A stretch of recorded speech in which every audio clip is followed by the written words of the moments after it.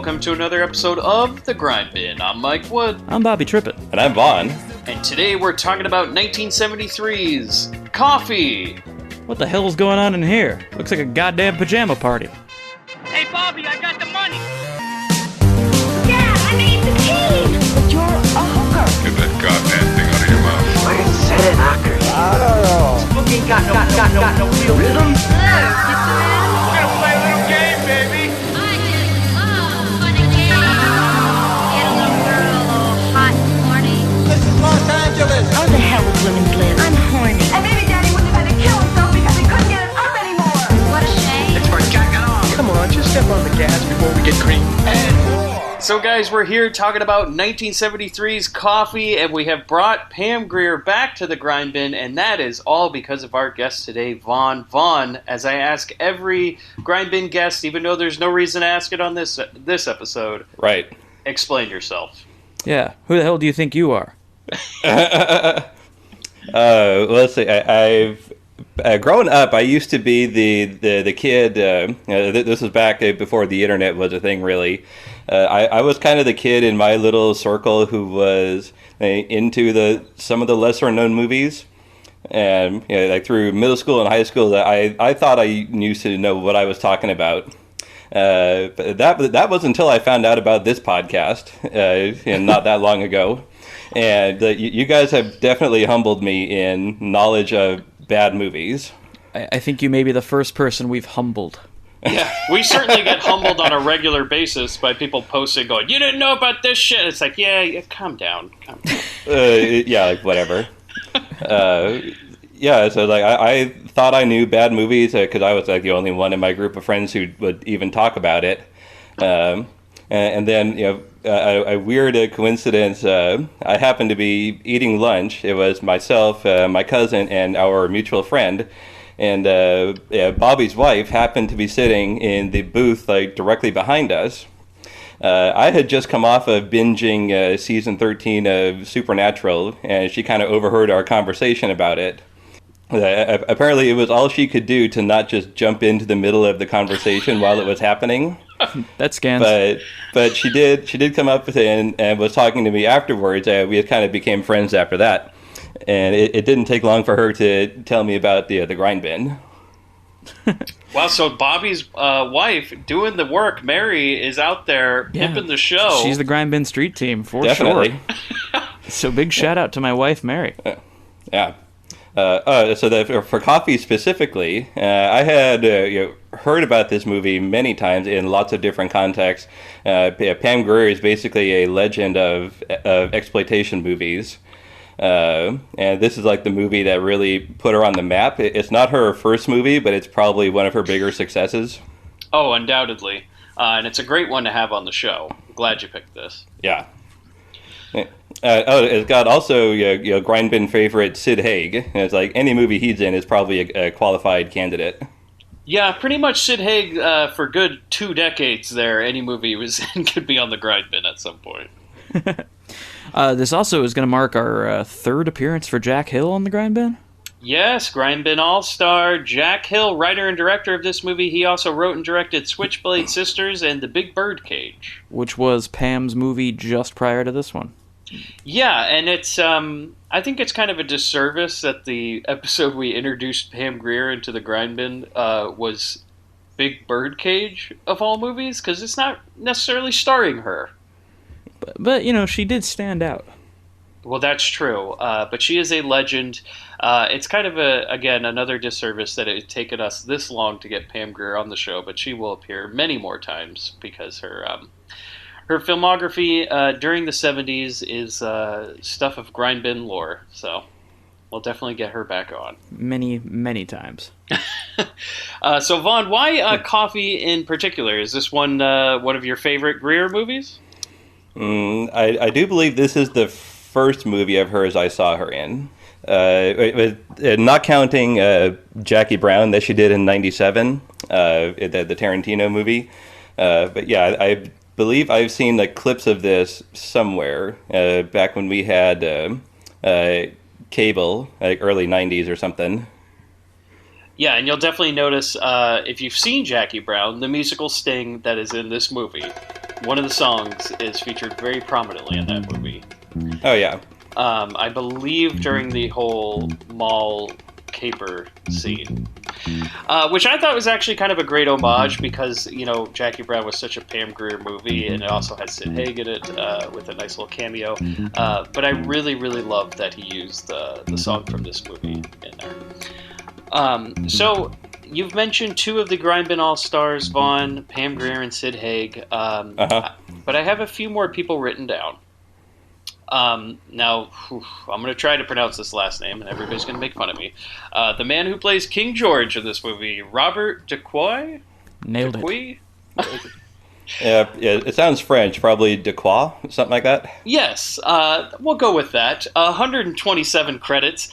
Bobby, you might know him because he I appeared absolutely do. in RoboCop 1, 2, and 3 as Yeah. Sergeant Reed. Yeah, there you he's go. RoboCop's direct superior. He's his boss. He's great in all of those. King George, RoboCop's boss. That's a good amazing one. to see him. He's also in, I believe, a movie I have. I don't know if you've seen this one, Bobby, though, but 1969, The Devil's Eight. I have not seen that. Have you, But Vaughn? yeah. No, it doesn't ring a bell. It's a multi-movie pack that I have. I believe that one came with the B-Girls. I've seen the poster forever, and I have not watched it yet, but he's in that movie. But then, well, he met director Robert Altman because in 1975 he appeared in the movie Nashville that he made, and then he would later appear in 1993's Shortcuts, which is another Robert Altman movie. He appeared in 1975's Walking Tall Part 2. Oh. And then here's one, 1979, Guyana Cult of the Damned, which is a movie about Jim Jones. Oh, Jesus. Did he play Jim Jones? Oh, okay. Yep, and Robert's in that movie. And then the last credit I've written for him out of the 127 that he has is a movie called 1982's I'm Dancing as Fast as I Can. A true story about Emmy-winning documentary filmmaker Barbara Gordon's Valium addiction and her desperate attempts to kick the habit. So, Oh yeah, because Valium is such a terrible drug. So apparently the documentarian was taking Valium and couldn't stop dancing? Yeah, and that don't movie remember. actually has a lot of big names in it, like Joe Pesci and Daniel Stern, I assume reprising their roles as the Wet Bandits. But it was a massive hit. It had a budget of $6 million, and it made almost $300,000. That's a real winner. Yeah. Wow. And she was like, what do you want from me? I'm dancing as fast as I can. And like, it's not That's working. the final line of the movie. And that's like when they freeze frame and it rolls the credits. It's like if you ever seen the old sci-fi movie, The First Man into Space. It's like a sci-fi horror film, and it ends with the main character going, I just had to be the first man into space. And then the credits roll. Oh, God. That sounds great, actually. If they It's only actually a ended pretty more great movies movie. like that, you know. Then I have written down William Elliott, who plays Carter in this movie, the good cop Carter, 23 credits. 1969, Bobby, Change a Habit. You know what that is? No. That's an Elvis movie. Oh, shit. Yeah. And then he's in a movie in 1972, guys. Where Does It Hurt?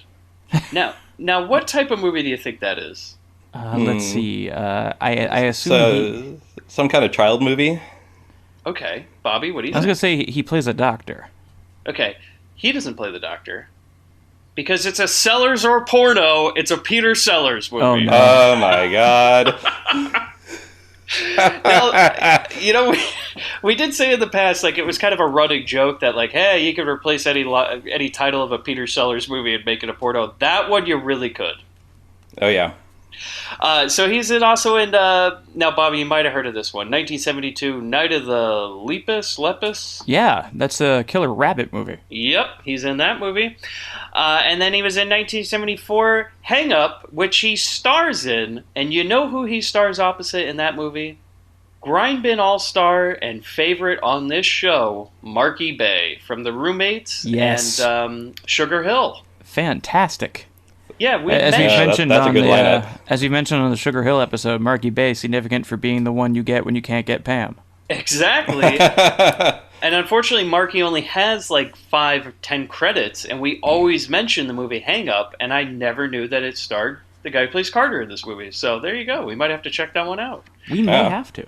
The next person I have written down is Booker Bradshaw, who plays Howard in this movie. Now, Howard Booker has 18 credits for writing and 21 acting. He wrote on all sorts of TV shows during the 70s and 80s. He wrote 4 episodes of The Richard Pryor Show. He also wrote on Columbo, Rockford Files, The Jeffersons, like basically lots of network shows. So he was either in the writing rooms of various shows or submitting scripts, but he had quite the career as a television writer. As far as acting, though, he did appear on 2 episodes of the original Star Trek as the character Dr. Mabenga. Mabenga. Yeah, don't know what episodes, but I thought that was interesting. In 1970, he's in a movie. Now, guys, this one's really interesting. Have you ever heard of 1970's Skullduggery? The title, but I'm not familiar with it. Okay. Yeah, same. The missing link is found on safari in New Guinea. Is it a human or animal? Oh. It ended with a question. Ends with a question mark. Yeah, well, not only is it end with a question mark, it stars Burt Reynolds. Is he playing a human or an animal? Bobby, stay tuned. This movie will definitely be appearing on the Grindbin if it's of quality enough. Yes. Yeah. And then it has to be. Oh, yeah, I think it's a blind watch. Like, we'll just go into it blind and be like, you know what, Bert, don't let us down. Yeah. So, yeah, you think he just goes around the jungle and goes, I don't know, human or animal, who knows? Huh? That's funny. 1970, he was also in a movie called The Strawberry Statement. This one sounds a little different than what it really ends up being. A political college student joins a group of campus protesters to meet girls, but gets swept up in their cause and involved in a violent confrontation with police. God, if I had a nickel. So it's like sorority boys, but if they all got murdered. Which is how that should have ended. Now, here's another thing. I was telling Vaughn this before we started recording, Bobby. I don't know what character he played, but he appeared on about 13 episodes of Alvin and the Chipmunks. Whoa. Yeah. Yeah. I was like, God damn, my childhood. And I have no idea what character he is. The last person I have written down is Alan Arbus, who plays Vitroni in this movie, guys. 75 credits. Just have a few written down. 1969, he was in a movie called Putney Swope. He played the character of Mr. Bad News, and that was written and directed by Robert Downey Sr. He was in 1973's The Young Nurses. The description of sexy young nurses apply special therapy in their daily rounds as they work against a drug ring operation out of the hospital. Like you do. They work with a drug ring out of the hospital? Like, at one point did they go, like, you know what? We're off the clock. Like, why are we doing this? Why are we still here? Yeah, exactly. I guess they bring their work home with them, you know. They're dedicated to the job. Yeah. 1978, he appeared in Damien Omen 2. Which, fantastic. You know. Very good choice. A movie series that, in my opinion, didn't need sequels. Although, you know, we all love Sam Neill in Omen 3, right? The best Omen movie by far. I get the idea, right? Like, you make Damien into like a congressman and everything. It's like, okay, I see where it's going. And then you watch the movie, you're like, no, that's why I've never heard of it. It sounded great on the napkin, but didn't work out so great. Great. Yeah, I could just see somebody pitching that. Yeah, just tossing the napkin over. Damien equals congressman. Yeah. And they're like, holy shit. There's some other information for Alan Arbus. He was a minor character in Chinatown from 1974. Oh, nice. He had a occasional role as a Major Sidney Freeman on MASH. And probably his best credit, he was on one episode of Grindbin favorite O'Hara. Yes. Oh, no. It comes back to haunt us every time. It never goes away. Remember, O'Hara, the uncop. It stars Pat Morita, and the description is, he doesn't shoot, he doesn't drive. What the hell does he do? He doesn't do much of anything. O'Hara, the uncop. Did you have... Now, this is a real weird movie to bring up, but I found that he was in 1987's From the Hip, which is one of the very few Judd Nelson movies outside of The Breakfast Club and St. What are we Elmo's doing Fire. from the hip? Are we dancing as fast as we can? Bobby, you're just gonna have to find out. Oh my god. So, Vaughn, did you have anybody else to mention from the cast? Yeah, one other notable character, or notable actor, is Lee Debreu, another French name. So he's got 137 credits. Damn. That's a pretty good number. He's probably best known for playing Sal in RoboCop 1. Yes. Oh, all right. So I believe he is in the scene where all those bad guys meet at the drug warehouse. He might be the one in the red shirt. I think so. Yeah, he's the guy that says, "Yeah, Frankie, blow this cocksucker's head off." That's the guns this moment. And probably a quote that I want to use more often is, "I'm not into discounts." So Lee also did one episode of The X-Files, and he was a minor character in Pumpkinhead from 1988. Oh, Fantastic. a real classic. Bobby, at what point watching this movie when you realized there was two people for RoboCop, did you almost pass out? I had to pause it and go take a walk just to calm down. Just I had some suffered guy, an emotional shock. some guy muttering down the street. He's like, he's in 1, 2, and 3. I was waiting for RoboCop to show up. Oh God. Yeah, there's a shared universe. Yeah, why not? She drives away in a 6000 SUX. You know, Yeah. if RoboCop could be in WCW, why can't he be in Coffy? Yeah, if you could save Sting, why can't you save Coffee? Exactly. Yeah. Did Can we you talk have about the soundtrack for a second? Sure. Before I get to the trivia, unless Vaughn, you had some more casts for us.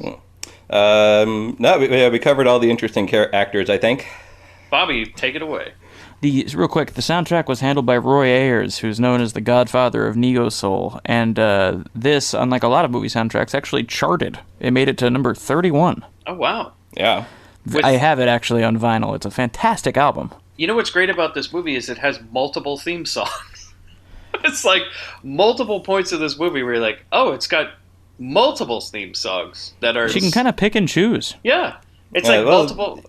Yeah, like they give the theme song to certain of the main characters. Coffee has hers. King George has his song, and there's probably another one.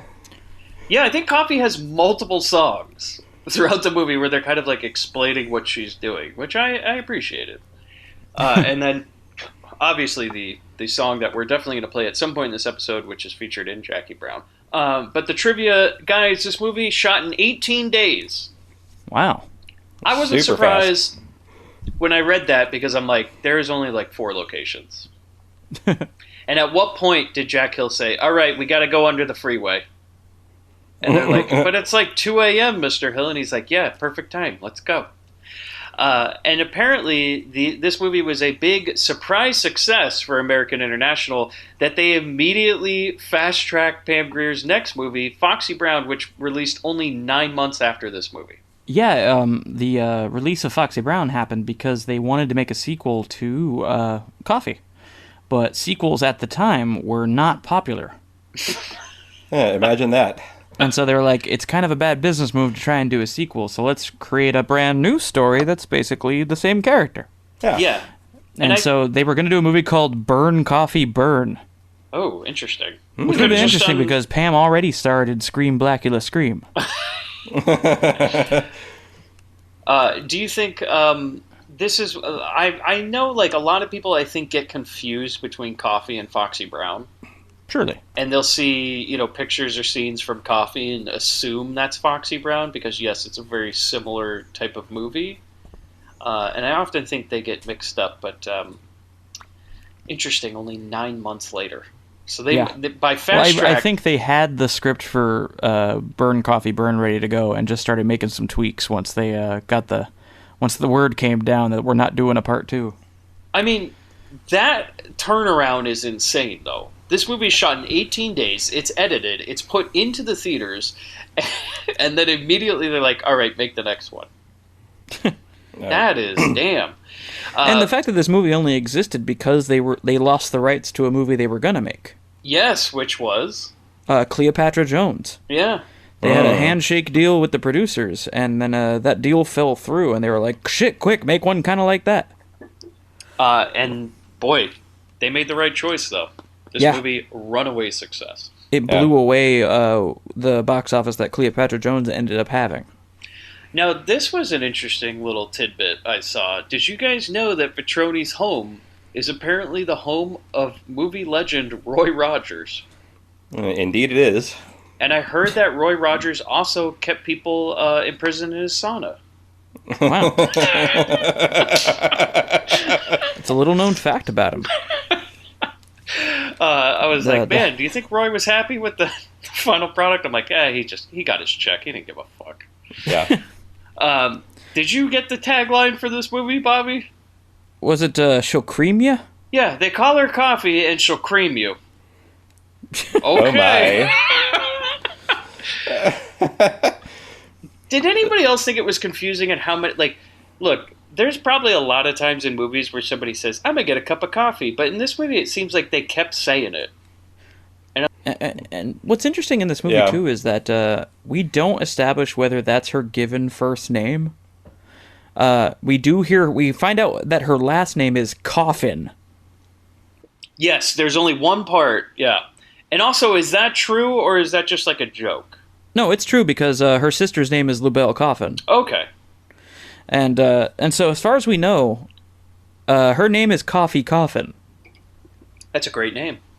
I choose to believe that, since we never hear her first name. I'm accepting that headcanon. That is that's a hell of a power move by your parents. Right. So, guys, do you have anything else to add before we get into I do, movie? actually. I want to talk please. about critical response to this movie. A couple interesting things. Siskel Oh, boy. gave it a big fat goose egg. 0 stars. Not surprised. He called it, quote, a stupid movie with a wooden performance from Pam Grier. On the other side of the room, Ebert gave it 2 stars, and his big takeaway was that Grier has a beautiful face and astonishing form. Well, he's not wrong. He's not wrong, but, like, for real? Did these guys watch the movie? That's the best you could come up with? God damn. So yeah, Siskel's like, this is the worst movie I've ever seen, and Ebert's like, I got hard. Remember there was a time where they were, like, still, like, highly respected as film reviewers when Roger Ebert could get away with going, she's hot. It's so weird, because, as a kid growing up, you're watching At the Movies with Siskel and Ebert all the time, and you're like, and, I don't know about you guys, I don't want to speak for the team, but, I was led to believe that these guys' opinions really mattered. Oh, yeah. And like, oh, these guys are like the utmost experts. I watched it as a kid. They were sitting in the movie theater. Of course they're experts, right? These 2 dudes in their plush chairs were boiling everything down to sucks or rules. And I was just like, yeah, they're the utmost, man. They're the word of God as far as whether a movie's worth a damn. And now, as an adult, going back and listening to their to segments from their show and the way they reacted to movies, I'm like, these guys don't know what the fuck they're talking about half the time. Now, granted, that's a matter of taste. All art is subjective, but fuck both of them, and I'm glad they're dead. Hard takes from Bobby, and that's why That's we love right. him. It's Roper or get the fuck out. Now, where are you on Leonard Maltin? Because he did appear in Gremlins 2, so he did I kind of... still refuse to believe that he's a real person. Yeah, well, he's apparently a professor at USC, so... Oh, man, they'll take anybody these days. He's been there for decades, I believe, so he's like the film guy. And when, when I didn't go there, I'm like, well, you know what, fuck that. I don't want to get taught by him anyways, right? So, guys, Bobby, do you have anything else to add before we get into it? No, that's all I got. So, guys, we get into the movie. We start in a dance club, and this guy walks through the door, right? Yeah, comes through like a funhouse door into this dance club. I didn't know what this was. I thought it was Pee-wee's Playhouse. I really did too. And he kind of like motions for a server to. He's like, "Hey, get me to this guy, and it's this big important guy, right? And he comes up to this guy, right? Which we learn his name is... It's Grover. Well, the guy who comes in, his name is Grover. The guy he's seeing is this big drug kingpin guy. Yeah, he's the Sugar Man. Sugar Man. We don't find out his name until like 15 minutes later. Yeah, it's a much later scene. So far, all we have is that the first guy's name is Grover. Yes. Yeah. Sorry, I was like skimming through my notes looking for this guy's name because I'm like, the what the opening line of this movie is, Grover, what you doing here? So Grover comes in, He gets the attention of the server. He says, "Hey, take me over to Sugar Man." And he comes over, and Sugar Man's like, "What the hell are you doing in here?" Like, he's telling him, "Get the hell Dylan, out." you son of a bitch. And he says, no, Sugar Man, look, I got a new lady for you. And he's like, "Oh, I brought man." you some tail. And he goes, "I got all sorts of tail, you know, I got white tail, black tail, tail," and he's just going Horse on. tail, chicken tail. And he's like, "But you don't got any tail like this, and she's waiting in the car, man. You got to come out and see her." And he explains to her that that this is a girl who'll do anything to get straight. And he's like, "Oh, anything, huh?" And it's not just that she's waiting in the parking lot. He tells her, "I've got her sitting in your car." And he's like, "You got some strung out broad in my car? Like, what the fuck? Not cool, dude. You dumped a junkie in the back of my car?" How do you even get in there? He probably leaves the windows open. Yeah. Like the Sugar Man. Well, it it's was the a different 70s. time. They left the Yeah. doors unlocked back then. Yeah, it was a safer time back then for pimps and drug pushers. Yeah. You know, if you can't live in a town where you can leave your doors unlocked, you know, what's the point in living in it, right, guys? Yeah. So he goes outside to see Pam Grier, who's in the back of his car, and he's like, "Oh, okay. Well, I'm very happy with the tale you've brought me." And he goes, "And you said she would do anything?" And Grover says, "That's what she said, man. Ain't she something? Too much for me." And they get into the car, and Grover basically says, "Look, I will drive your car back to my place." Well, what a friend. But also, I'm like, It's a hell of a wingman. but wouldn't Sugar Man have like a nice house? I mean, this guy's a successful drug dealer, right? Yeah, like you would think. Why would he? He's successful enough to at least have the car and the outfit. He's working his way toward the house. But Sugar Man's not too smart, because it's like, look, man, you're going with some random guy to his apartment with some random girl. You don't have any sort of security or anything like that. Okay. But they go back to his like studio apartment. This is bizarre. He's saying stuff like, you know, "Oh, well, when I'm done with her, Grover, you could have a turn." He goes, "No, man, I just want to get high and watch." Yep. Yeah, because that makes sense. Huh? Again, friends helping friends, man. Also, they're called fetishes. So, Absolutely. That's what Grover likes. And, yeah, as they're rolling in the car, he's like, "Honey, you're with friends at last." And when they get to his place, she asks him, "Hey, aren't you that big dealer man I've been hearing all about?" And he goes, "Well, big enough." There's a lot of dick innuendos placed Yeah. into these first And, 5 minutes. Oh, yeah. And so, so much. Probably more than we thought. Yeah. If you go back over some of the dialogue, I'm sure you're like, "Oh shit, they're talking about dicks there too." Yeah, they're doing at least 5 dick innuendos per minute. it's Jack Hill. It comes at a mile I'm a dancing minute, as man. fast as I can. And so, yeah, on the ride over, Pam's just basically saying, "I'll offer you whatever you want." And she also wants to make sure, yes, that he's that big-time dealer. She says, "Yeah." And she's like, "All right, well, all I want is some of those sweet, sweet drugs." So they get back. Yeah, she's to like, the "We're gonna theme get song. down, but I want the drugs first." Yeah, and you know what? The audience is like, "All right, I'm ready for 5-minute credit sequence. 5 fucking minutes this last." I mean, I love the pretty great. song and all, but god damn, does this go on forever? Yeah, I love the song, but I didn't need to hear it twice. You know, the funny thing about like movies of the 60s, 70s, even the 50s, is that they would like just front load all the credits because like, we know your ass ain't staying, so we're gonna get it all out now. So here you go. It's just one long, continuous, bouncy shot of them driving down the street through what looks like L.A. Completely uncut while the credits are going over it. Yeah, and it's just filled with credits until we finally end. We're back at Grover's place. He's trying to shoot up.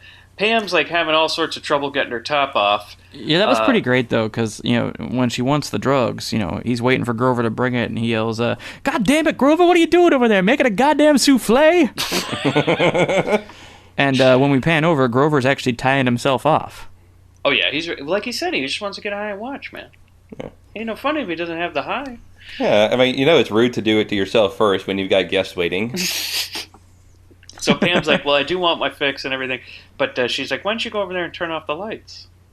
I see no reason not to trust this. So he turns off the lights, and well, she incorporates a toy into the festivities. Yeah. She stands up. She grabs a double-barrel shotgun. Now, where does she pull this shotgun out from? Out One of her has to bag of holding. assume. Yeah. And this gun is huge, by the way. It's like absolutely insane that she was able to hide this at all. it is pretty large, but it is a sawed-off barrel. So it could have been even bigger. Yeah. Do you guys have the line written down? Oh yeah, this is like the most famous clip from this movie that most people have seen if they haven't seen the film. She goes, "This is the end of your rotten life, you motherfucking dope pusher." And then blammo. She blows him right away in the face. I would have loved to hear Bronson say that line just once. Just Yeah. once. This is the end of your rotten life, you motherfucking dope pusher. Look, the person getting this role was either Bronson or Pam Grier. And they Oh went god, with all Grier. these scenes if it was Bronson. Just in an afro wig. Being a male prostitute. I can't get it up with the lights on. You're gonna have I know to turn just it what off. you want, and you're gonna get it. You got some of that morphine? So Grover comes in, he's like, what in the fuck? Because he wasn't part of this plan. Like, at first you thought, oh, maybe him and Pam set this up. No, man, he didn't know what the fuck's going on. He's like, what the shit? And he walks in, and then Pam comes into the kitchen with a gun pointed at him. She leads him into the bathroom, and he's in the tub. She's got him in a very compromising situation. She says it was easy for him because he didn't see it coming, but you're definitely going to see it coming. And this is where she lays out what this movie's even about. Go ahead. She says, my name's Coffin. Lubell Coffin is my little sister. And you got her hooked on smack at 11 years old. Her whole life is gone. And so basically Pam's mission in this movie is to rid the people that ruined her sister's life. So she will find them, I guess, one by one and take them out. Yeah, like as you do. Yeah. So then Pam gets him in the tub. Yeah, she's pointing the gun at him like she's going to shoot him. And then instead she shoots him up with some sort of fix. Yeah, she hands him the needle and tells him to take the shot of it. And he says, no, that'll kill me. To which she says, maybe it will, maybe it won't. But if it does, you're going to fly through those pearly gates with the biggest fucking smile St. Peter's ever seen. And this movie's just starting damn strong, man. At this Yeah. point, Jack Hill's at the top of his game with this dialogue. Which he's known for, because, that's part of the reason we love him on this show. Like Switchblade Sisters, Big Birdcage, everything, every Jack Hill movie, no matter how, convoluted the plot is, he's always got some of the best dialogue. And you can see where Tarantino just got so much inspiration from his movies. Oh, definitely. You look at anything Jack Hill put together, and it's just an early Tarantino movie. Oh, for sure. Same goes for Rob Zombie, too. If you go back and watch Jack Hill's Spider Baby, that's a Rob Zombie movie, through and through. Even has Sid Haig running around.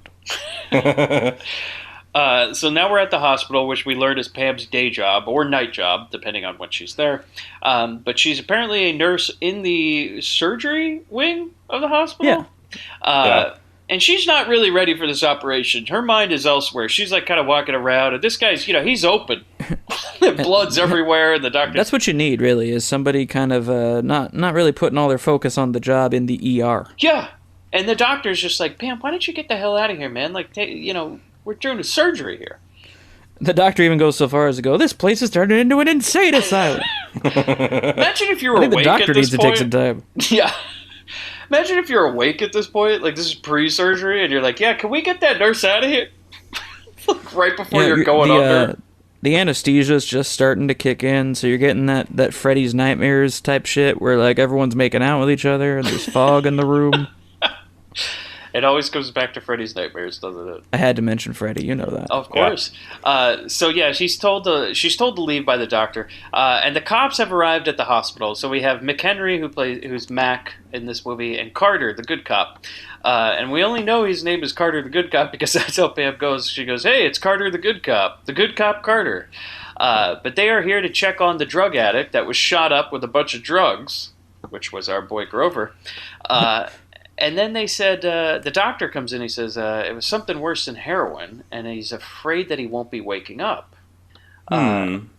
Which I thought was interesting. I'm like, I thought it was just heroin, like a big dose or something like that. I didn't see anything where Pam had put anything else in it. But Apparently this had a mix of something. yeah. We know that Grover was cooking up what was probably heroin over his tiny little stove, but that's all we see on screen. Yeah. But the doctor says, it was something else because he doesn't think it was going to be waking up. And then Carter notices Coffy pass out on a table nearby because, Pam just got her her head down with a cup of coffee in her hand. And Carter walks over and he's like, "Hey, Coffin, how you doing?" And we find out they know each other. They actually have known each other for a long time. We learn eventually that I believe they used to date when they were younger. Yeah. Yeah, something and she like even that. goes so far as to turn to one of the other nurses that's sitting there in the background and explain that, Carter's the only cop I know who's ever gotten a dislocated toe from running his own foot over while writing a ticket. Yeah. And it was apparently... And he's just like, did you have to tell her that? Yeah, and it was apparently, she adds in at the end, because he didn't set the brake. Love that. And I write, at this point I go, okay, so hold on. We have a cop who's ran over his own foot, and they somehow put him on the drug beat? Guess they, easy to forget over at the LAPD. So she offers him some coffee, and Carter mentions the murder in the apartment and the passed out junkie, and Coffee's just like, oh, that's interesting, but kind of changes the subject. And then Carter's like, hey, why don't we go out on a date or something like that? And she's like, I don't know. And he, Not really the time to shoot your shot, Carter. Yeah. But he keep insisting. Yeah, right after you tell her about a murder, you're like, so anyways, we know he's that like, guy's... how about tomorrow, though? Yeah. And she says, you don't want to do what I'm doing tomorrow. And he goes, try me, with a smirk. I absolutely love where this goes. So, Vaughn, where do they go on the big date? So their big date is probably the least attractive date location you could possibly go to. They take a visit over to Coffin's little sister, Lubelle, at her rehab facility. Yeah, I believe they're giving them methadone. Is what they say? Like it's a methadone clinic? Yeah, it's probably methadone rehab, a couple of things rolled into one. So on their date, she's like, all right, meet me at the methadone clinic. Oh, God, it's so great. We're only there for a minute, so we establish she has a sister and she cares for her. So we're just doing some character building, because next thing is we're in the car. Carter's driving Coffee around, and she's telling him about how her sister got caught up in the drug life, and her life got ruined by all these guys. And then this is a cop. Remember that Carter's a cop? Mm-hmm. Because she's like, what would you do in that situation, Carter? Wouldn't you want to kill someone that did that to your sister? And he's just like, yeah. I don't think this date's going well, is it? Like, at this point, he was like, maybe planning a dinner, and now he's more like, maybe I should just drop her off. I don't know about this. But they kind of get into, like, a little political discussion where he's just kind of like, he basically says, like, well, what's the point of going after low-level pushers? Because at the same time, the real criminals are guys overseas, or they're in other countries. So, you get rid of one of the local drug dealers, they're just going to replace him with another guy. It's like you can't cut the head off a snake. So yeah, you got another 10 guys right behind him who are ready to jump in. Which is Hail Hydra.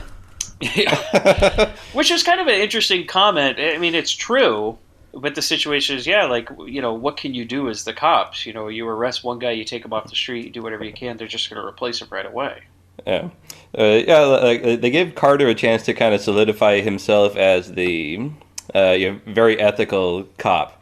Because I don't know if I want to spoil it for later, but eventually we'll find out that his partner, Mac, is crooked and is very easily made to be crooked. But... The movie is good about giving you like big chunks of exposition like this, and then moving on to something more interesting. Yeah, Jack Hill's very good about getting out his exposition. Like you get it out in a nice one shot, and then we move on to something else. So the audience is never getting bored. Yeah. But basically, the scene ends. He's dropping her off, I guess, at her house or something. And then he says to her, hey, I think we could still have something. She says, we were kids. It was different back then. Pam's basically like, yeah, I just needed the ride. So thanks, but no thanks, Carter. And then this is kind of weird. Is like Pam, I don't know where she's going because she just walks up to some random guy, like our driver. Well, she went to walk into her apartment, but there was a car that she's familiar with was sitting there, so she knew to walk up to it. Yeah. Because this is Floyd, the driver. It's her boyfriend's personal driver. Okay, because then he says, like, oh, hey, yeah, Mr. Howard's over here, and, like, I guess she's going to go plan to meet him. Yeah. So Pam has a boyfriend, but she went on a date with Carter. Yeah, she just needed a ride. She's got her much wealthier boyfriend. Yeah. And so she goes, okay, let me just get changed. So then we go to, guys, Now, I'm not a fan of strip clubs at all, but if they were like this, maybe. You just have a fireside stripper. Hell, is this the greatest thing you've ever seen? I didn't think it was a strip club. I just wrote down it was some kind of tiki nightclub. Because it's just like topless dancing, kind of. It's just some drunk lady just started taking her shirt off at Trader Sam's. It is. It's a tiki bar strip club because the whole bar is lined with like tiki torches. Yeah. Which I thought also brilliant way not to get the customers to touch the dancers. Yeah, exactly. Just put fire. It's like some sort of inferno match for wrestling or something. So I absolutely love the visual of we cut to a stripper on stage and there's fire all around. I'm like, holy shit. 70s were much classier. Oh, yeah. At what point do you think they said, it may be not a good idea to have strippers on stage with fire? One day they'll learn. I haven't been in many. Do you think there are fire stages? Oh, surely. Yeah, it kind of depends on the city.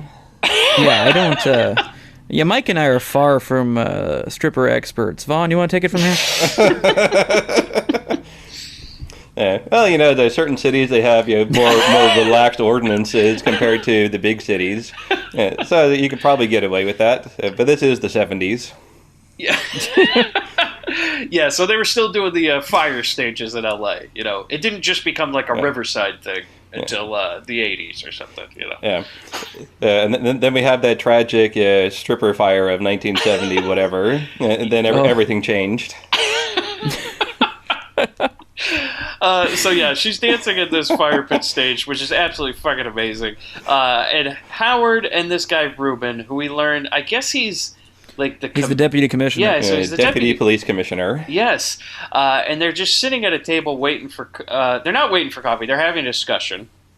These guys know each other. They're doing a little business, right? It's kind of vague right now.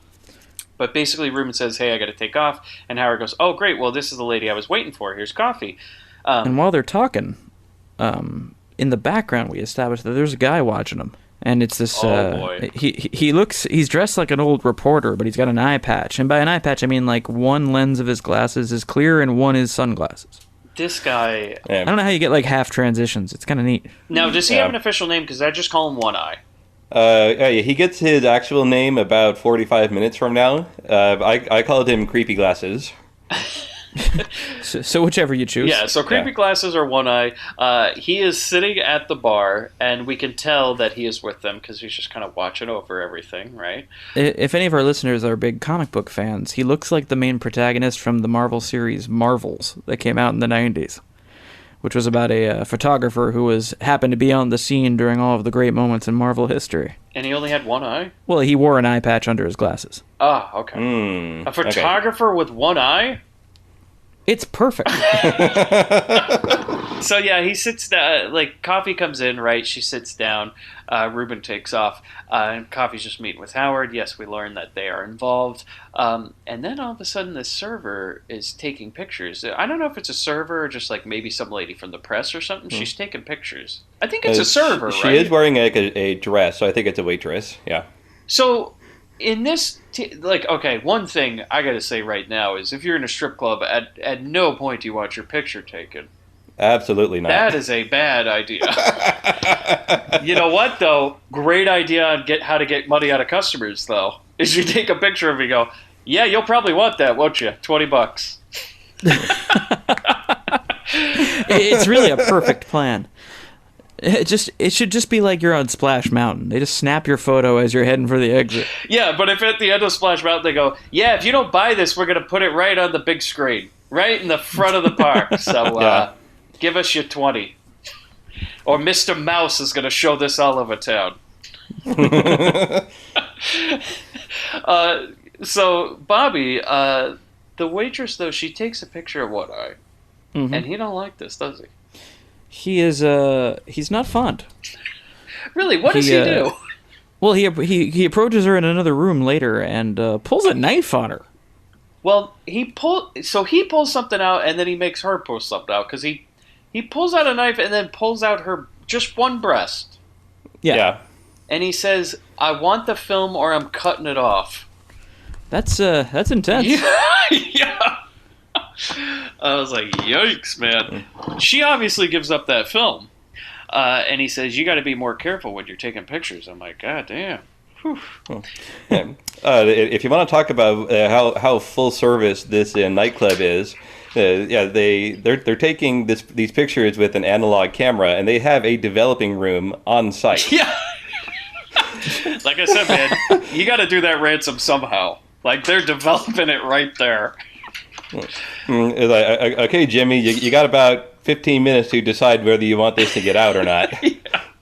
And you were impressed when they made guacamole at the table.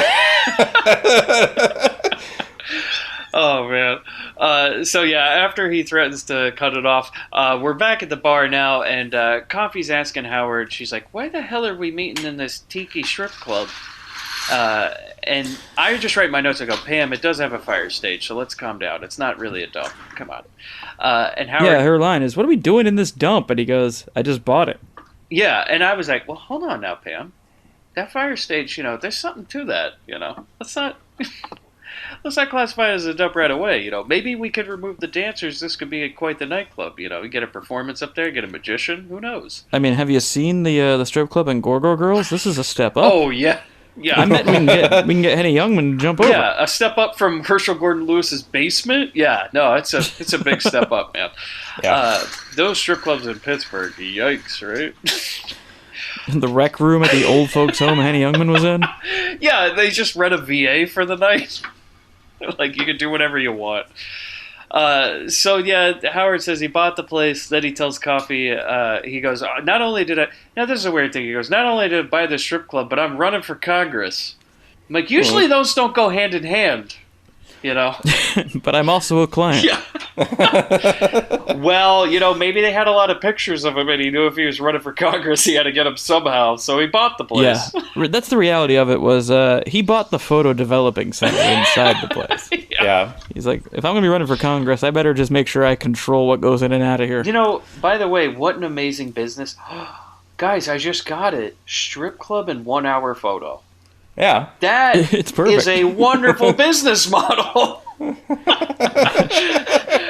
Somebody drops up the film, then you're like, you know what, why even leave? Right? Man, it's two things at the same time that both got destroyed by modern phone technology. We don't need 1 hour photo, and we can just look at naked people on our phones. But what about the fire stage? What about the fire stages, Bobby? I'm sure there's an app. But her response to him announcing to her that he's officially going to run for Congress is, well, I ain't never screwed a congressman before. And then hard cut to them doing exactly that. Yeah, I wrote when she said that, I go, well, neither have I. So, well, get on it, dude. What are you waiting for? Do you have any congressmen are out there? You'll find one. So yeah, and by the way, 70s sex scene, lots of back, everybody, lots and lots of back. Yeah. Yep, two significant things about this sex scene. One, while they bang, she can't shake the prologue out of her head. She keeps thinking about the movie so far. Yeah, which is pretty funny. Is that she's just like, by the way, great way to get your exposition in Jack Hill. Yeah. Like, during a sex scene, she's like, all right, audience, in case you didn't remember, this is what the movie's about. In case you got here late and walked in during the sex scene. I also shot a guy in the face earlier. Yeah, because that's kind of weird, is that, like, while they're doing it, Coffy starts thinking about the man she killed. And then she's like, Howard, it's not working for me. Like, so, we cut a little bit later, and they're kind of chilling together and discussing things. And, oh my god, you guys, mark your bingo cards. Uh-oh. Here it comes. You know which square. Middle? Yes, indeed, sir, because we see Congressman Brunswick's asshole. His bare ass, but it is shot through a clear fishbowl looking into the living room. So it magnifies. Yeah. We gotta get that hole real big. Real big. Yeah. God, imagine it on the big screen. This is only 19 minutes into the movie. And then Coffy, they're like having a drink by the fire. They're both naked, and she's like, "Oh, Howard, I miss the times we used to spend together. Why don't we go back to Hawaii, right?" He's like, we can go on vacation after the campaign, all right? Because she's also like, what about the cabin in the woods, up in Big Bear or something? He's like, after the campaign, Coffee, I'll take you, I forget what he says, but we're going to go to some sort of tropical thing. Was it Acapulco? Something like that? Yeah, but then this guy's... Where they also make the guac at the table. Yeah. Now, I don't think this works, what happens next, because I cringed so hard when this happened, is that, what's in her glass? Don't be a wine It's snob, probably dude. wine. Okay, wine. I was It's just wine. Because if this is hard alcohol, oh my God, watch out, everybody. I was like, Oh, no! Yeah, Nope. hard liquor in a wine glass. Yeah, she's drinking, Grandpa's Choice. Yeah, because she takes the glass and pours it on his crotch and then goes to town. I'm like, holy shit, I'm jumping out of the chair at that point.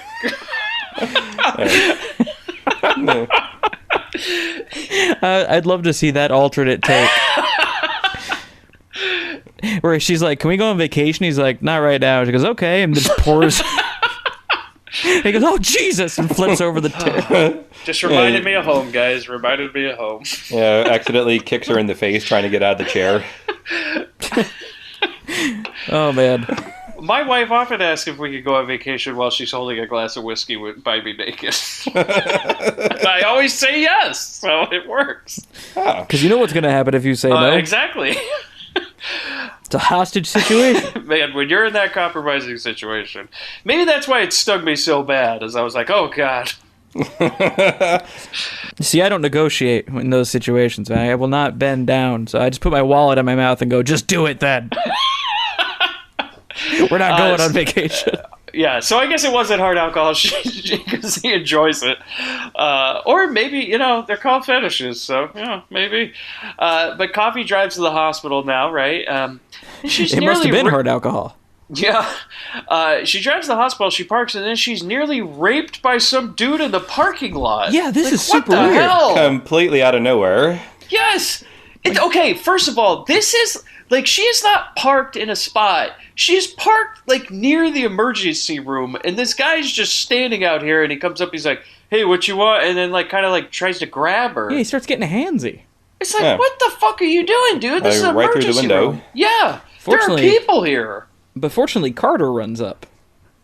Yeah, who just so happens to be here. Yeah, he was close enough to get to the car in about 5 seconds. So he was standing there already. That's very convenient.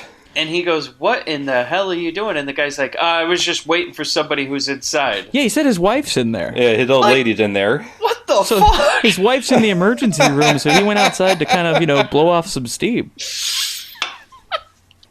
Man. Carter then proceeds to give the guy a very half-assed pat down and then kicks him off the curb.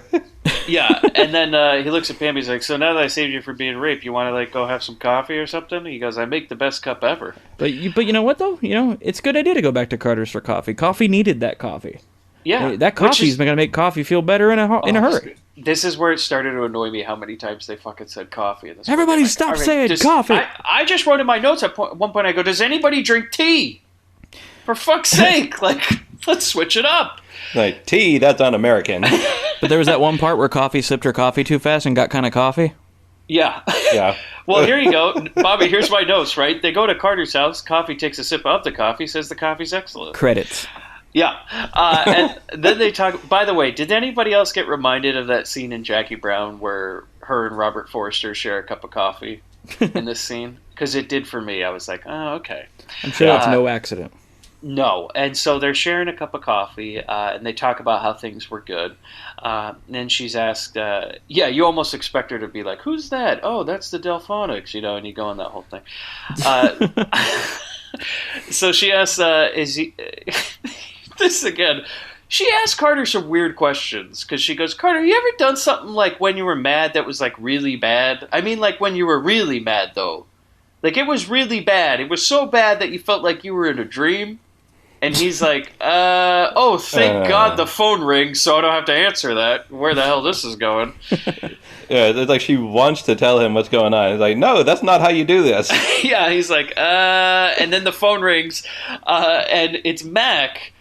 And on the other line, Mac tells him something. We don't hear what he says, but we hear Carter. He says, I thought I told you, and I said no.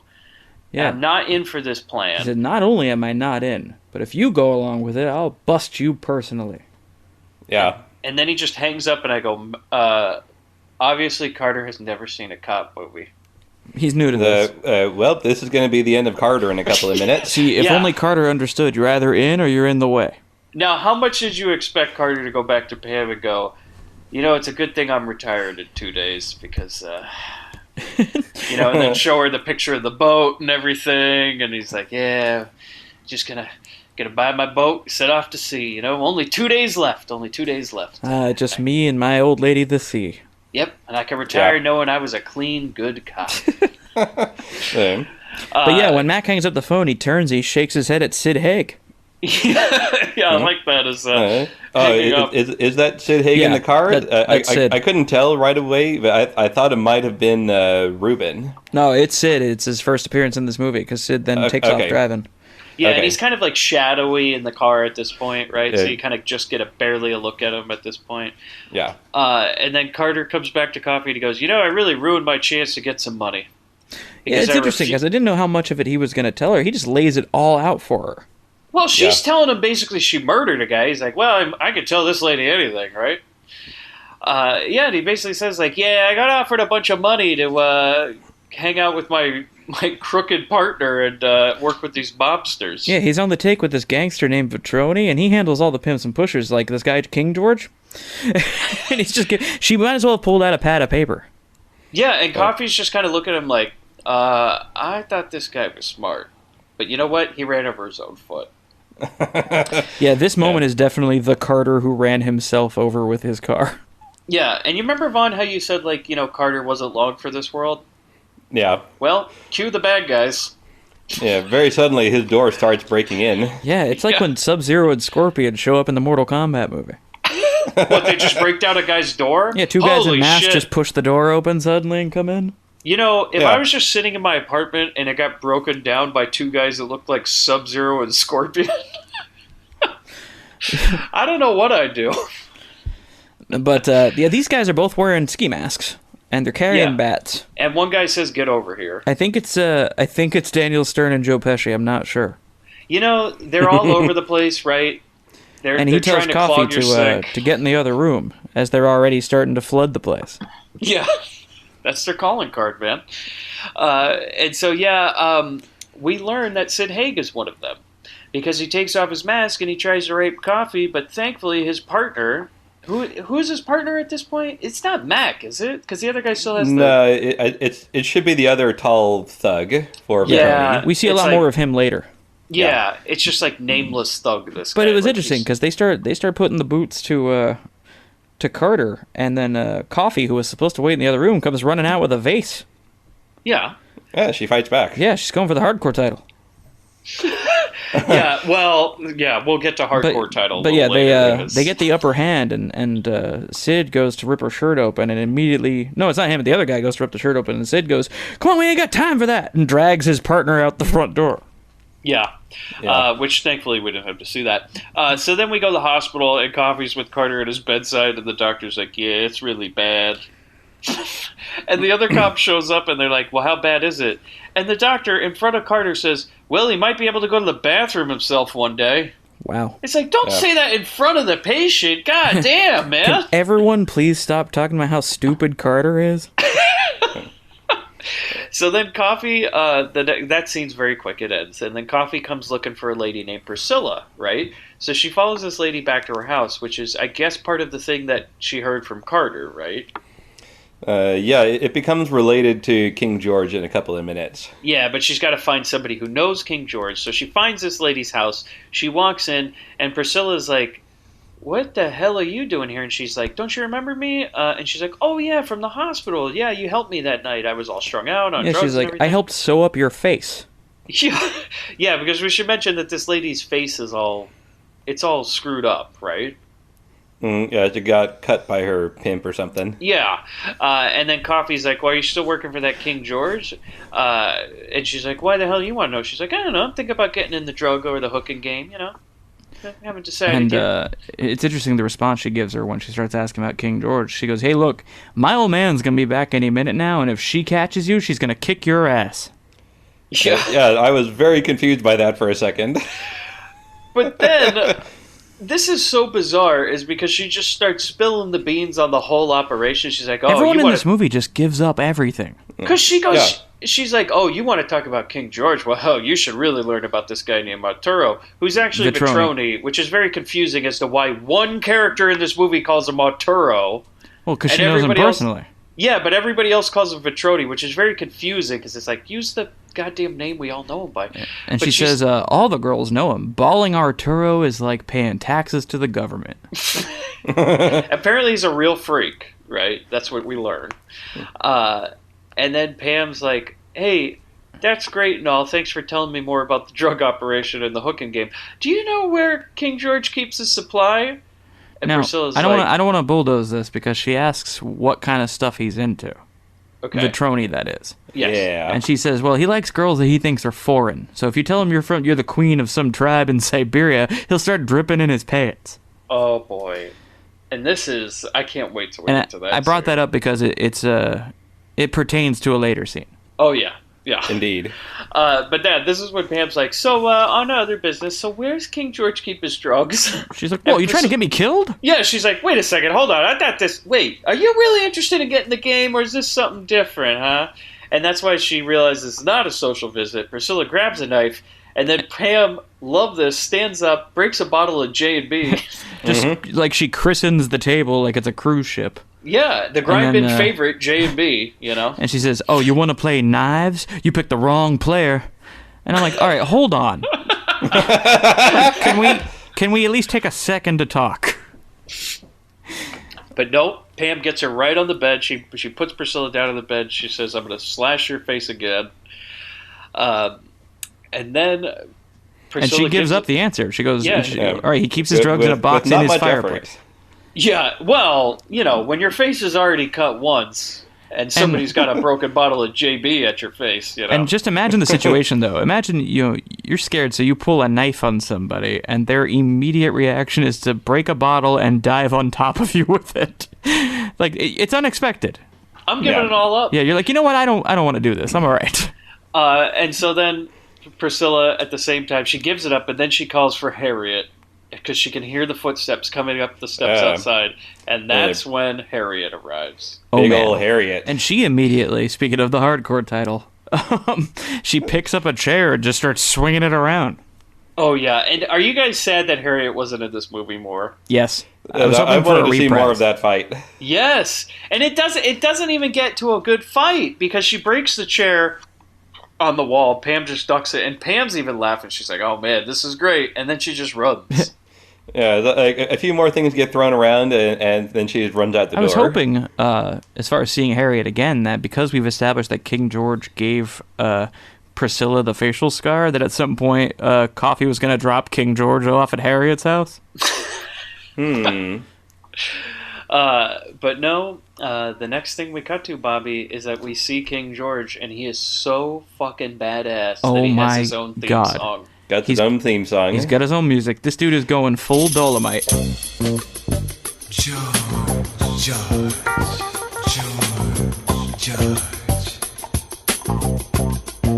They call him Mr. Cool. What? Don't play him for the fool. That's right. He's the king. King. So yeah, King George comes walking in. He's in a bodysuit. He's wearing a Shazam cape. Yeah. He's got like He's the got a half cape cape. over one shoulder. He's swinging a cane around. He's wearing Cyclops glasses. He's got like the red lenses and the. Yeah, and like the lower half of that jumpsuit is so tight that he's got a moose knuckle. And Bobby, this is when you got the whole paused the moose. movie when you realized this was. When Yeah, I when you paused realized and this went, was- Sarge? This is when you took your walk. It's like, I can't handle this right now. Is it hot in here? And your wife's just like, "Go ahead, Bobby. Pause the movie." Yeah. In my own head, I just saw, in my eye, I saw Directive 4 blinking. And I started to malfunction. I was like, hit the ground. Now, did either of you think that this is probably where George Lucas got the idea for Lando Calrissian? Oh, yeah. George, you hack! I knew it. Could you imagine George pitching Lando as dressed like this? I couldn't even imagine. They're like, George, that is not appropriate anymore.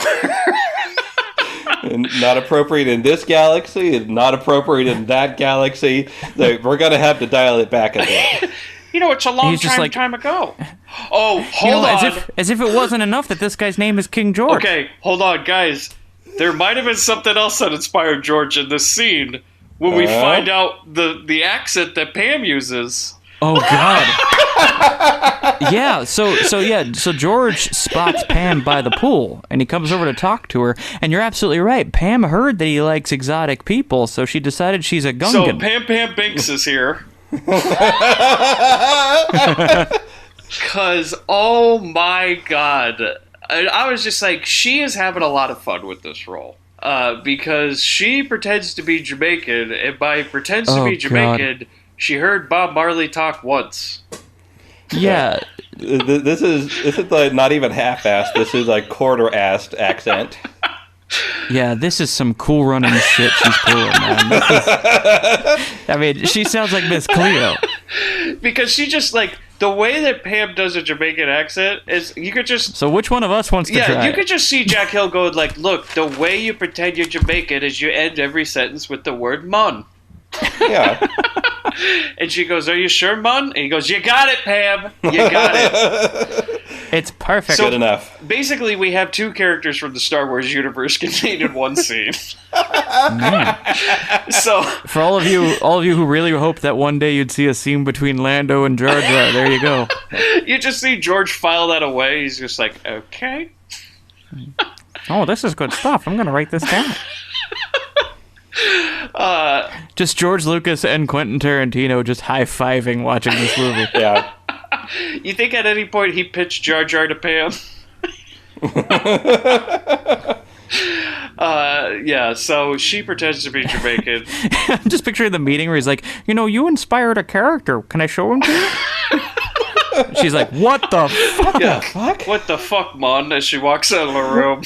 No thanks. You didn't hear that famous story where George Lucas got his ass whooped by Pam Grier? Yeah, she said the famous line from this movie as she pulled out the shotgun. She's met. What she does is, ending every sentence with "Mon," she says, "You got complete protection from the police, right, Mon?" And he goes, "Yeah." Yeah, how do you know that? And she goes, "Look, I'm the best in my business from Kingston, Mon." And she starts laying out the rules. She's like, I don't do leather work. I don't do whips. Don't Bobby, do chains. Just plain sex. Can you please do it how she does it, though? No. No, because this is going out and this is being recorded. I'm not... She says, "I've not done any of that freaky stuff." Yeah, she went, now, Miss Cleo, don't do leather work, man. And he's just still kind of giving her a look. He's like, uh-huh. And she goes, "I'm the best in my business, man."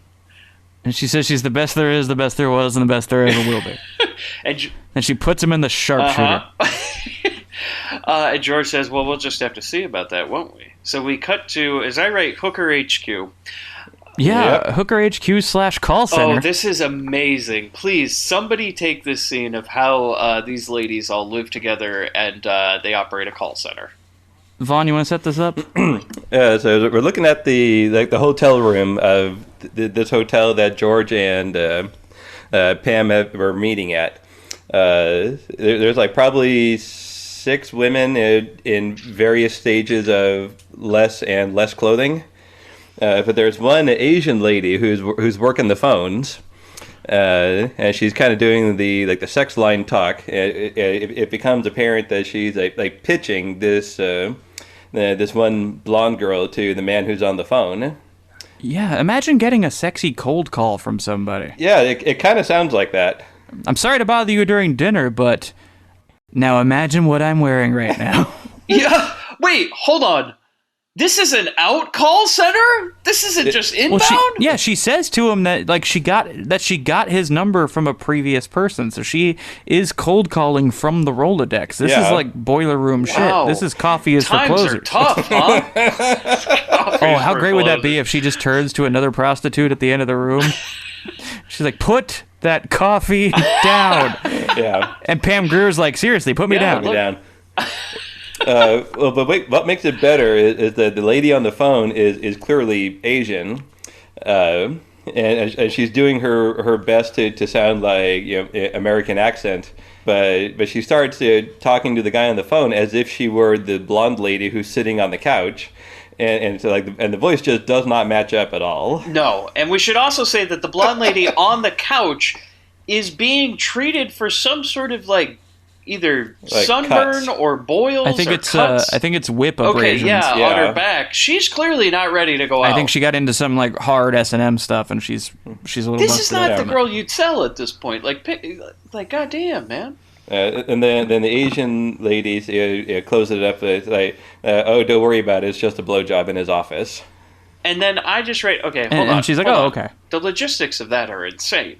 So you're telling me that this woman, like a hooker, is going to go to this guy's office building and he's going to be like, yeah, I got a meeting with her. About what? Nothing. Don't worry about it. Don't worry about it. Yeah. And I don't mean to harp on this too much, but this dude at work got a cold call offering a blowjob. Again, Bobby. Says here you've used our services in the past. You know what? This might be another ransom situation. Kind of like taking the picture at the strip club. This might be like, yeah, we got your work number. You can call it any time. We have everything on you. Yeah, so he's like, all right, I guess we'll get it done now. So yeah, apparently she's going to go to his office in the middle of the day, and he's going to get full service. So, but then George shows up, right? He's got coffee with him, and she's calling. That's when he says the line I used to open the episode. He says, "The hell's going on in here? It looks like a goddamn pajama party." Which it does, actually. They look like they're having a good To time. be fair, Yeah, 'cause George expects his girls to be office casual at least. So what does he expect? Yeah, what does he expect them to do during the day? Like, they're a bunch of prostitutes. Not one name tag to be seen. Are you shitting me?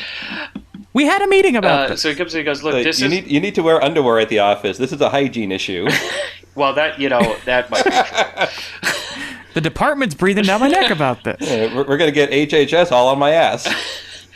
And so then he comes in and he goes, so this is the new lady. Her name is Mystique.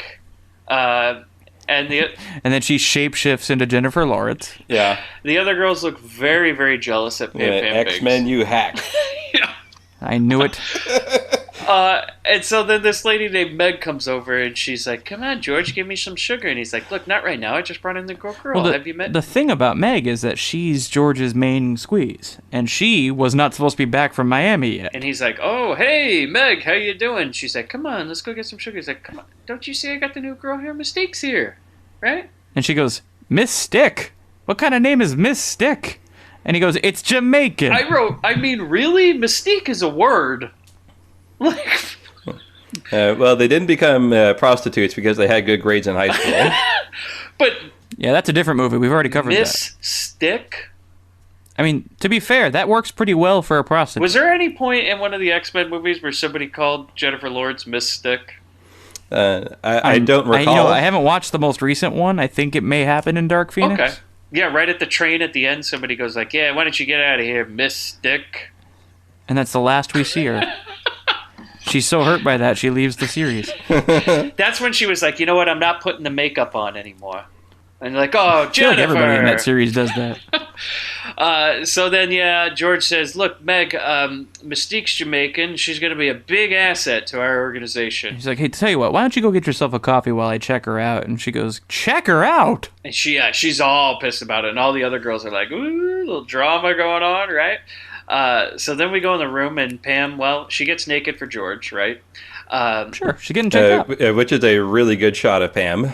This is definitely the shot that it's like, all right, guys, there you go, you got it. Yeah. This is the part that Ebert gave 2 stars? This is the part where, like, 2 minutes later, you heard a bunch of cars starting up at the drive. really empties out about minute 50. Pam gets naked in front of him. At one point, we zoom into the fireplace, which might seem crazy unless you listen to the exposition, guys, in which we learned If you're the type of moviegoer who listens to the dialogue, you may know. that he keeps his drugs in the fireplace. Yeah. Which I kind of like to see, like, because while Pam's getting undressed, her eyes drift away from George, and I'd like to think that that's supposed to be, like, the POV, like, she found the fireplace. Yeah. So then guys, not only is this is maybe the reason George was upset, Bobby, because he's having a big party at Hooker HQ tonight. Of course. And he's got all the local degenerates and business and it people. wasn't a pajama jam. It's not pajama party. This is formal night. Should have been. It's a classier sort of riffraff. And if we've learned anything from Jack Hill movies, is that he absolutely loves formal night parties, whether it's in a bamboo prison or here at Hooker HQ. And we know by Switchblade Sisters, he's a sucker for a good cake. So they're here at Hooker HQ for the big party, right? Unfortunately, there's no cake in this scene, which I was a little disappointed by. But there's really nothing to celebrate at this point.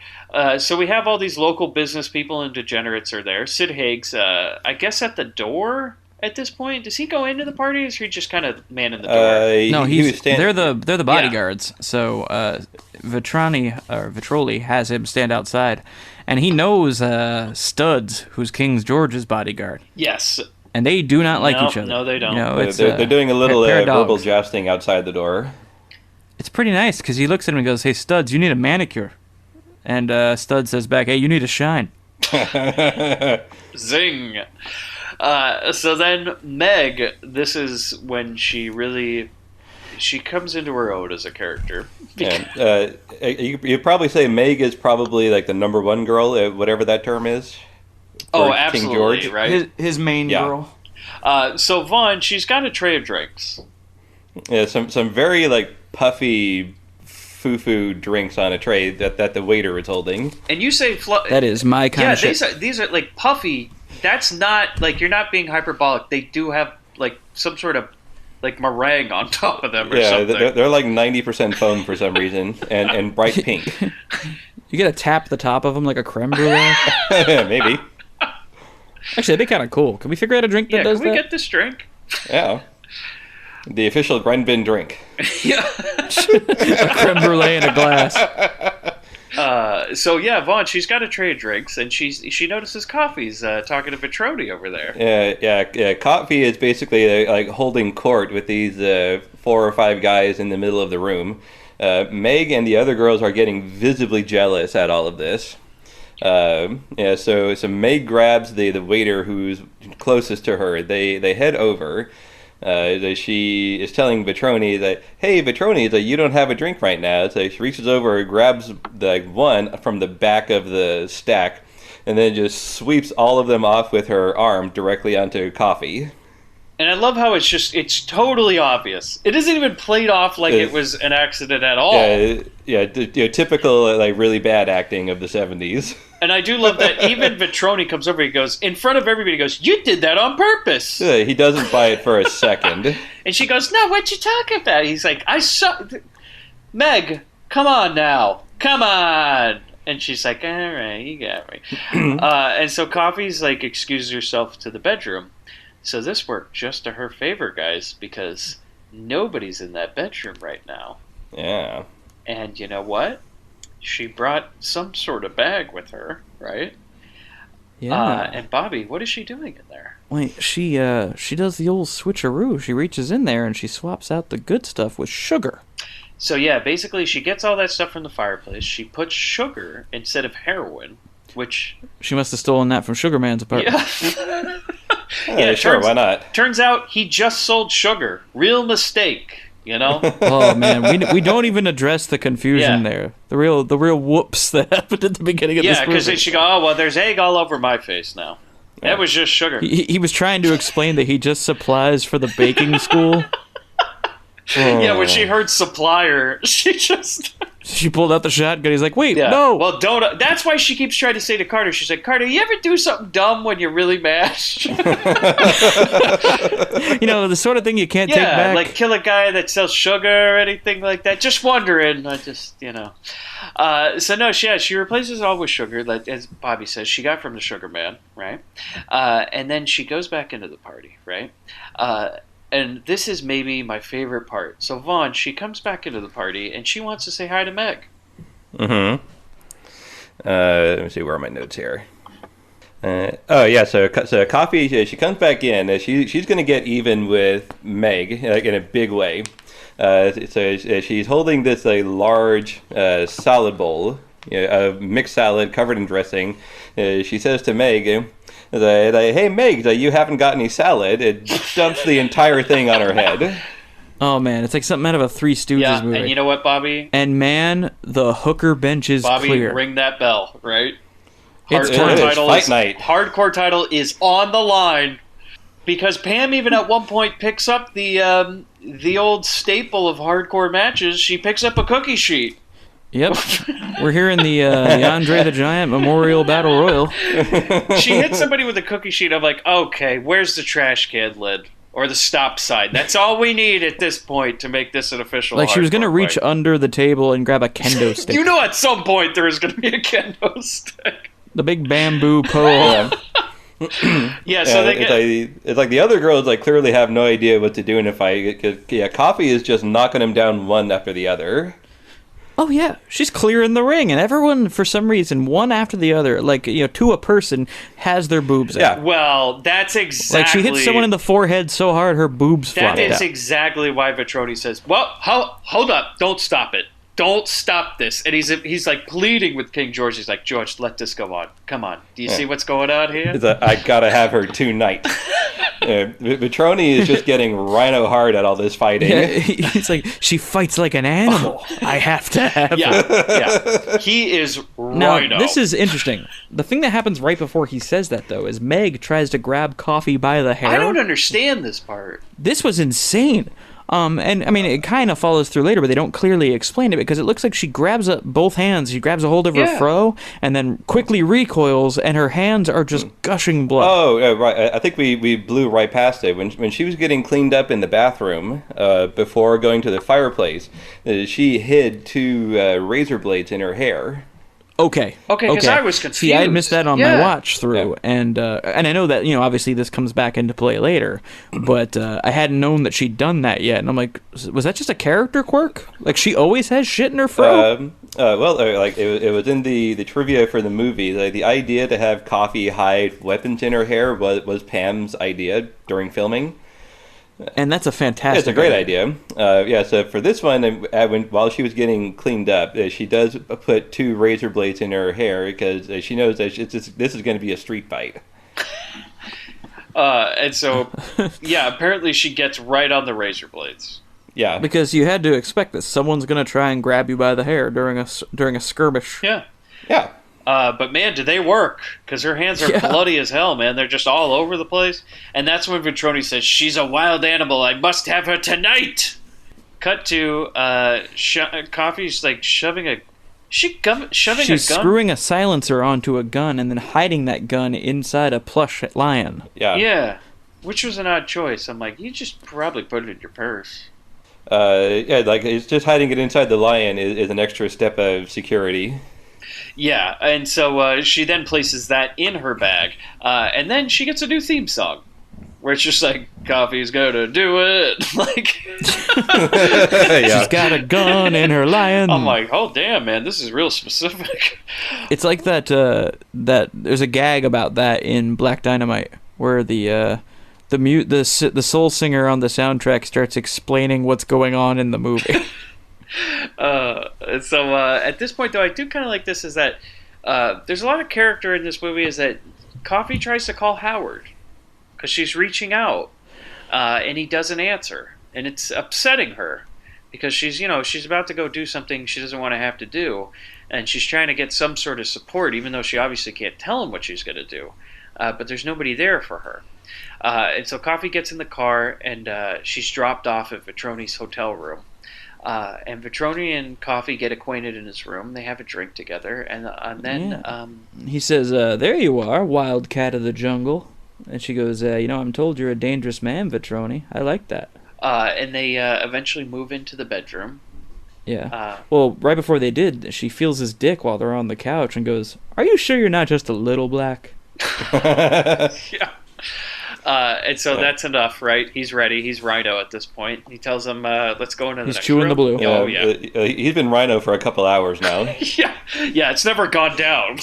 Yeah. And so they go to the room, and then, man, does this get uncomfortable. Take it from here, Vaughn. All right. So for some of our more sensitive viewers, this section might be a little bit triggery, but thankfully it doesn't go on for very long. Vitroni launches into his, shall we say, fetishes exactly the way that Priscilla described earlier. He twists her wrists around and makes her fall down on her knees. He does spit right on her face. Then Vitroni walks over to the bed and tells her to crawl over. And he's using the word that's about the moment where Coffee decides that she's had enough. Like he turns his face away for a second, and she grabs her gun in that moment. And we're all on her side at this point. Like, get that fucking gun, Pam. Yeah. And she says, "You want me to crawl, white motherfucker? You want to spit on me and make me crawl? I'm going to piss on your grave tomorrow." And I'm like, that is exactly what I was going to say to Eddie Deason.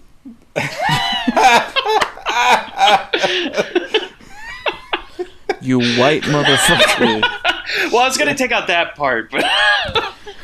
I mean, it is accurate. No, I did kind of like the moment when he's saying all these awful things to her, and she's kind of looking up at him like, "What the fuck?" He does break character for a moment. Because he's like, "Yeah, you're going to crawl to me, you no good, dirty..." And then he stops for a second and goes, "I'm not going to hurt you, just come on." And then goes right back into his like, "That's right, you dirty..." Yeah. But just as she's about to shoot him, a wild Sid appears. Oh, yeah. And he plucks the gun out of her hand and punches her out with a right cross. Yeah, which is, we've seen this in multiple movies where Sid Haig just likes to punch Pam Grier, which is really uncomfortable. And so he punches her in the face, and then Sid Haig tells Vitroni, he's like, "That King George must have set this whole thing up." And Vitroni's like, "What? Why would it be King George?" And then they're like, "Hey, Coffee, did King George set us up?" And she's like, "Yeah, it was him." It definitely was. Sure, why not? King George. So we cut to later, right? And One Eye is now here. Sorry. Before we get too far into that, Sid Haig appears in the bedroom rather quickly. So I was kind of wondering, where exactly was he standing this whole time?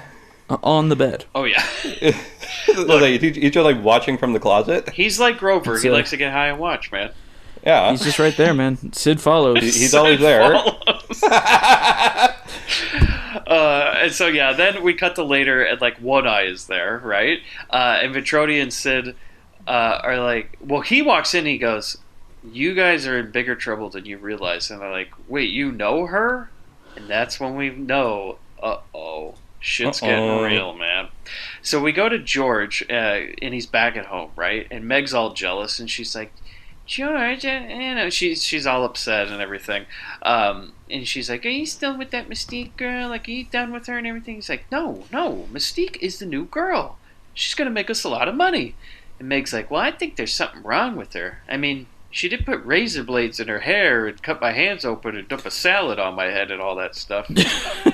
Yeah, I'm not sure I trust this lady. She also beat up every hooker in the room. On her We all own. kind of gloss over that she cleared the room. It's like, when you have too many people in the Royal Rumble and you need to send in a guy to clear it out a little bit? Yeah. That's Pam. And so then he's like, "Look, I gotta go do this drug deal." And Meg's like, "Can we have sex?" She's like a real Pam Bundy at this point, Ow. Yeah. Ow. And he's like, "No, Peg." "Yeah, no, Meg." Damn it, Meg. And he's like, when I get back. And she's like, okay. And so then George goes to the car, and you know what, guys? Somebody's waiting for him. Oh man, he gets to the car and there's Sid. Yeah, surprise, surprise. And then you remember how I said this other guy was Nameless Goon? Well, we're going to remember him now because he's wearing like a fucking 10-gallon hat.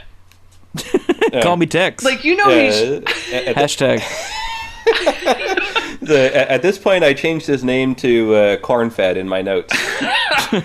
You know what? At some point, he's like, Jack, am I getting a name in this? Any sort of lines or anything? And he's like, a name? You're getting something better than a name, my man. He hands him a hat. Oh, because I was figuring he was like, he just goes, you know what? You can wear whatever you want to set tomorrow, huh? Stand out. And he shows up with his fucking hat.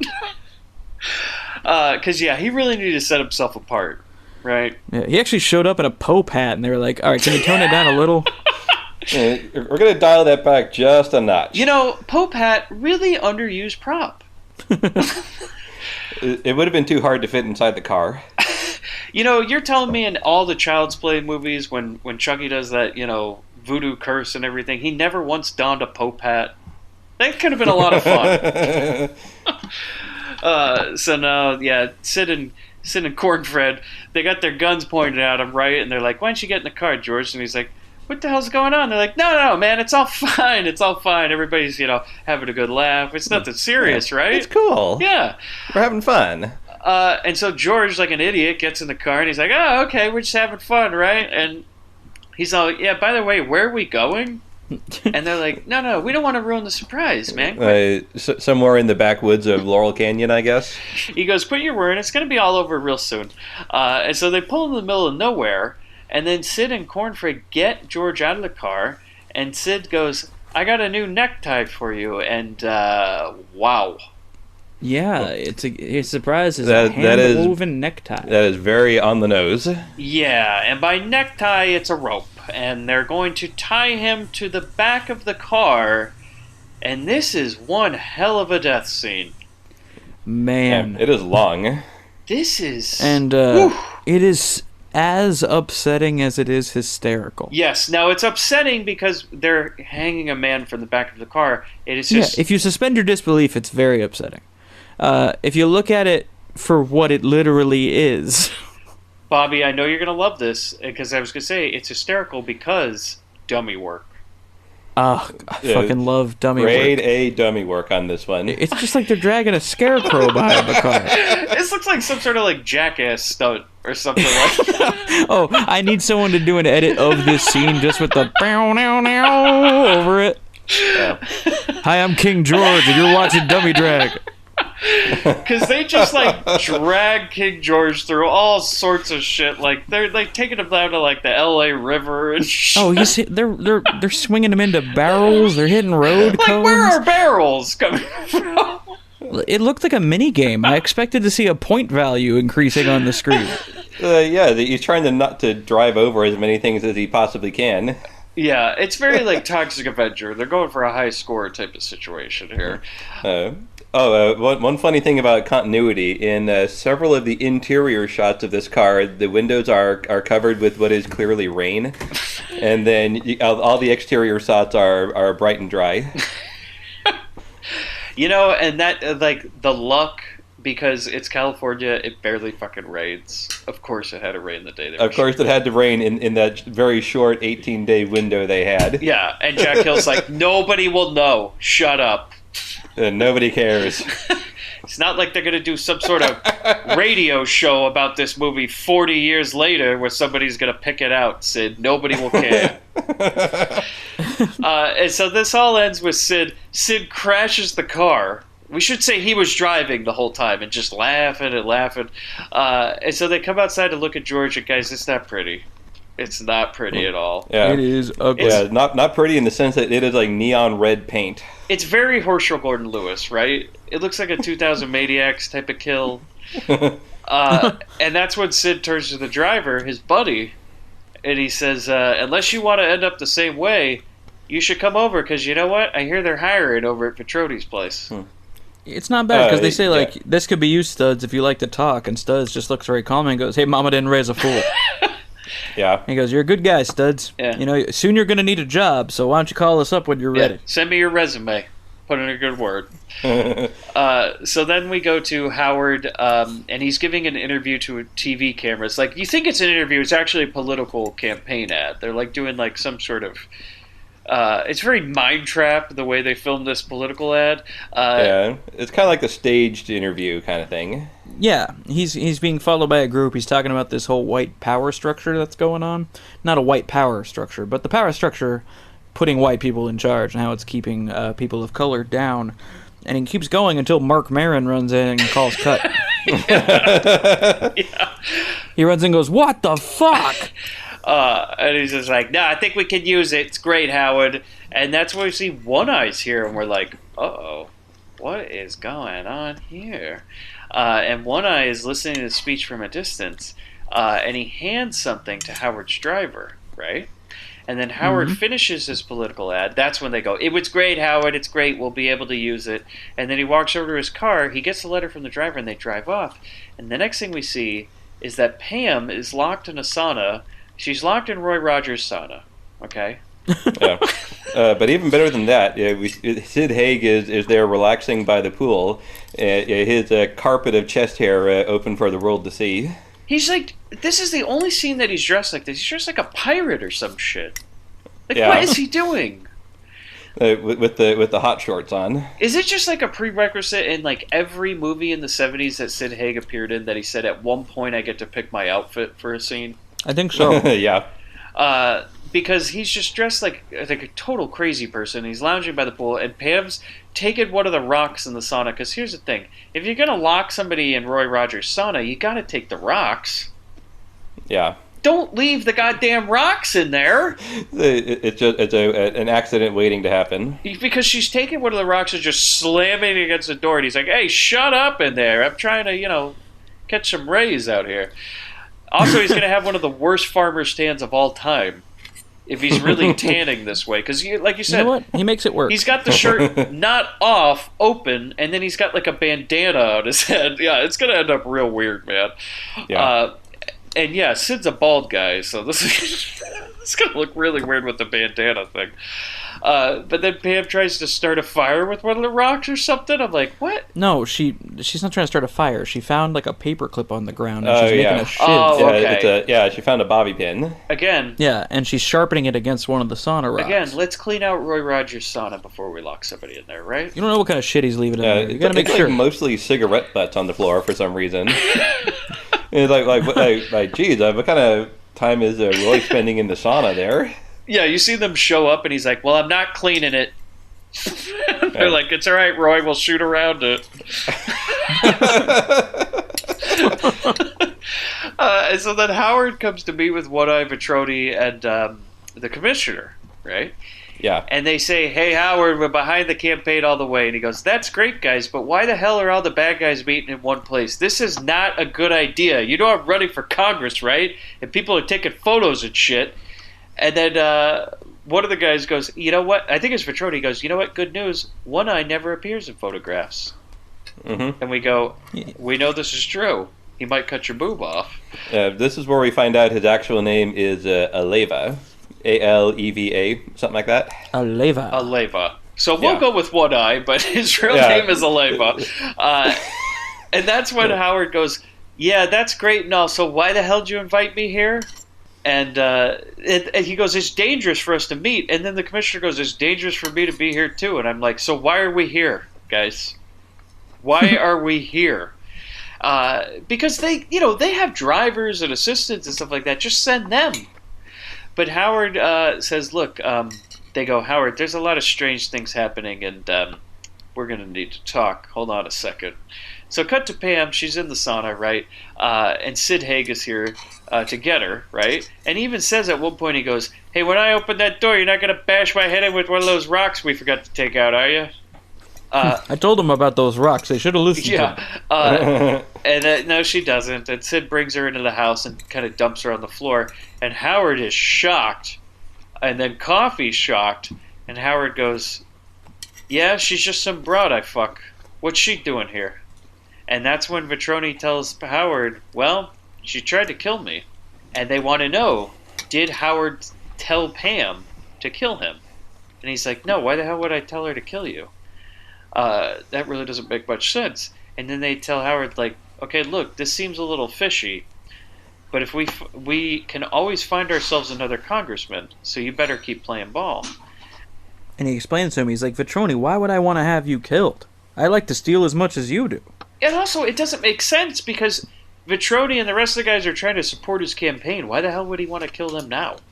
Yeah. Well, One Eye has an answer. He goes, sir, if I may. Oh, boy. Yeah, here we go. He's black. Here we go. Yeah, here it comes. Yeah, Bobby, take And it that away. He was just like, yeah, sir, if I may, this guy's black. Of course he's going to turn on you. And everyone kind of looks at him like, hey, whoa. You know? And he explains to him that he's like, oh, for Christ's sake, man, black, brown, yellow, I'm in it for the green.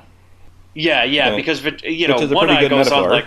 One Eye goes on like a 5-minute rant about all that stuff. Yeah, and it's really Yeah, I bad. didn't want to. Yeah, no. no. But yes, that's how Howard says it. It's great. And then he says, he goes, Vitroni, you want to know how much she means to me? Come over here. And he whispers something to him. And then Vitroni goes, why don't you say that out loud? And Bobby, what did he say? He says, kill her. Yeah, he says, take her out and kill her. Take her out and kill her. And so then that music cue fires up, right? And then Sid takes Pam to a police car, which is an odd choice. We could have just killed her in Roy Rogers' house, but No, they're going to take her somewhere far away because that's what the plot calls for. yeah, because he says take her out back and kill her. Like, well, you know, I want to go somewhere. Well, more he fun. didn't really define what outback meant. Yeah. Right. Take her to the Outback Oh, Steakhouse. perfect. And then kill her. Yeah, Get her a bloomin' With onion. a bloomin' onion. there you go. Well, kill her with heart disease. Well, you know, there's no rules there. That's true. No one's getting arrested. So then these cops, Pam and Sid, drive off. The cops, who consist of Nameless Goon, Corn-Fed, Mac, Sid, and Pam, they're all in a car. And Pam's sitting in the back seat, and Corn-Fed and Sid are in the back with her. Yeah. It's looking like the opening credits for that 70s show. Yeah. Yeah. Yeah, just like in the We're hanging out. opening credits of that 70s show when they, like... Yeah, she's sitting in between Ashton Kutcher and Topher Yeah, Grace. and somebody who's sitting in between those guys, you know they're getting a heroin needle. Yeah, which they're racist and on drugs, so Danny Masterson's there. Yeah, they've got the needle conveniently right in the front seat. Yeah, and so they said they're going to shoot her up, and they say something about... there is a great part where Sid offers Pam a cigarette, right? And she says, have you seen the package? Cigarettes are bad for your health. And Sid goes, oh, well, I might have to quit. But we learn that they're going to inject her with that smack they got from the King guys. Yeah, which is the not heroin. Yeah. It's actually sugar from earlier. Again, if you paid attention to this movie, you would know what's going on right now. There's a surprising amount of continuity for like the major plot devices, aside from the rain on the car. You know, Jack Hill's no scrub. I feel like he does this at some points to be like, yeah, maybe you should have fucking paid attention. Yeah, exactly. Maybe you weren't too busy trying to dip it. Yeah, like, I'm fucking putting the exposition in here, man. I'm planting the fucking seeds. And so the cops, they take her under the bridge, right? And they tell Pam, look, this is about the nicest way to kill somebody. Which is, they're like, look, we're sending you off nice, right? You're just going to inject her with some drugs. And that's when Pam says, Sid says to her, he goes, it's a shame we have to kill her because she's very attractive. He doesn't put it in those words, but Pam says, oh, well, she starts coming on to him. She sees an opening here, right? Yeah, so she starts laying it on pretty thick, and he's feeling it, and they're getting close, and then Mac, driving the car, is like, hey, not in my office. And so then Sid goes, all right, well, can you give me a minute or something? He's like, nah, get out of here. And so he's like, all right, well, shoot her. And then he's like, well, I'm going to go have sex with her behind a pillar or something. I don't know. And they're like, well, hold on, we got to put her with the smack first, because we can't forget that part. Yeah. And then there's a part where Pam's like, I'm not fighting you. And so she lets him shoot her up. Now, I'm not a doctor, but can you inject yourself with sugar and be fine? If they cooked it and it had started to melt, then yeah, you should be okay. Right? Okay. So that is how they would prepare it if it were smack. So it wouldn't be good, but to get like a giant dose of Look, powdered sugar like that, she might get diabetes. It probably won't kill you. Yeah, 10 years from now, she Wow. might get diabetes, but she'll be all right, right? Yeah. And so then the cops shoot her up with sugar. Sid's gonna have sex with her. I'm like, where's he gonna have sex with her? Like behind a pillar or something? No, he picks the worst spot possible. Like, look, okay, we're at the bottom of a freeway, right? There's only two things down here. There's dirt and trash. And for some reason, Sid goes, let's fuck on that pile of trash. Literally a pile of trash. Yeah, it's like you're better off in the dirt. God damn! So he uses the trash as a pillow, and I love this part. Is Pam's like, "Come on, get it out," and she's like, putting on the "Oh, I'm all high" act. And there's that great part where Sid goes, "God damn zippers!" Yeah. And so he finally gets on top of her, and then guys, well, she had something hidden in her hair. Yeah, the bobby pin shiv. Yeah, and she just starts like just shivving Sid in the fucking neck with this thing. It is rough. This is like something out of a Tarantino movie. Yeah. And he is just gushing blood out of his neck. And I do love Sid's acting in this scene, where he's just going insane. He's like, "Help me! Somebody help me! Oh my god!" Like he's just screaming, and all the other guys are like, "Shut up!" He's not only bleeding; it is like projectile bleeding. Yes, it's all over the place. And Sid's crying for help, and that's when Mac, he doesn't even like run for help, but at one point he licks his finger and he goes, "Sugar." Like, oh, honey. and that's when we get this amazing scene where Pam just like runs down the 405. Yeah, pretty much. And you know what? I love this about it is that like they're chasing her, right? And so Cornfed tries to go chase her on the 405, and guys, what happens to Cornfed? He gets hit not once but twice on the freeway. Yeah, he gets Joe Blacked. Yeah. Yeah, the director of Joe Black, you hack. Once again, if you just play the Jackass music. But you know what? It always bugs me in a movie where somebody runs across a freeway and nobody ever gets hit by a car. I'm like, thank you. Yeah, go try and run across the 405. This is what's happening any time of night or day. Like, is this the reason, Mike, that you don't like Wes Craven's New Nightmare? Exactly. Because even Freddy was like, "Oh, come on." And so then Mac eventually chases after Pam in a car. This kind of is like... It's like a bullfight. Yeah, we really lose track of geography at this point because Pam looks like she's gotten away, but he knows where she is the whole time, and he's taken like this long route where he's like... He just sort of spawns behind her. Yeah, he's just driving through various roadblocks and shit until he eventually... They're in some sort of lumber yard or something. And, so she picks up a brick and throws it into his windshield. And it distracts him so bad, he flips the car. Yeah, the car like rolls up some pile of lumber or metal, whatever, and it does a very lazy fall over onto the top. Yeah, it's kind of like Dynamo in The Running Man. He's just sort of suspended upside down, going, help me! I can't get out of my dune buggy. Yeah, and then Pam walks over. She calls him a Christmas tree. And then for no reason, the car catches on fire. Yeah, he's like, help, this thing's going to burn up. You're like, why? And then it blows up. Well, Pam does shoot it, right? I believe she grabs a shotgun from... She grabs the shotgun out of the car. Yeah. She doesn't shoot it, though. No, it just... She just doesn't grabs even the gun. shoot it? No. She just grabs the gun, and then the car bursts into flames by itself. Yeah.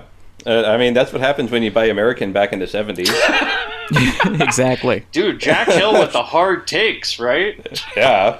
This is the best thing since in Intrepidos Punks when the cops drove off the cliff and exploded in midair. Yeah, it's like, dude, don't buy a Buick, am I right? Holy shit, man. Gonna blow up for no reason. So then we cut to Pam sitting alone on a bench. And, guys, this car pulls up and... these pickup lines sound a little familiar, don't they? Oh, do they? Do you hear that sound? Oh, God. Now, we know this was before 1977 when Bobby got the van, But this guy, I believe, might be a ginger man, and he kind of comes up and goes, "Hey, how you doing?" Wanna go smoke a joint? And Pam's just kind of like, okay. And he's like, "You in the studs?" And guys, I'm just going to say, this is mine. As we go on, you will find out how my van story fits into this movie. So this guy acts like a lot like a man we know who drives a yellow van. And he's like, "You want to ride? Want to share a joint?" And she's like, "Okay."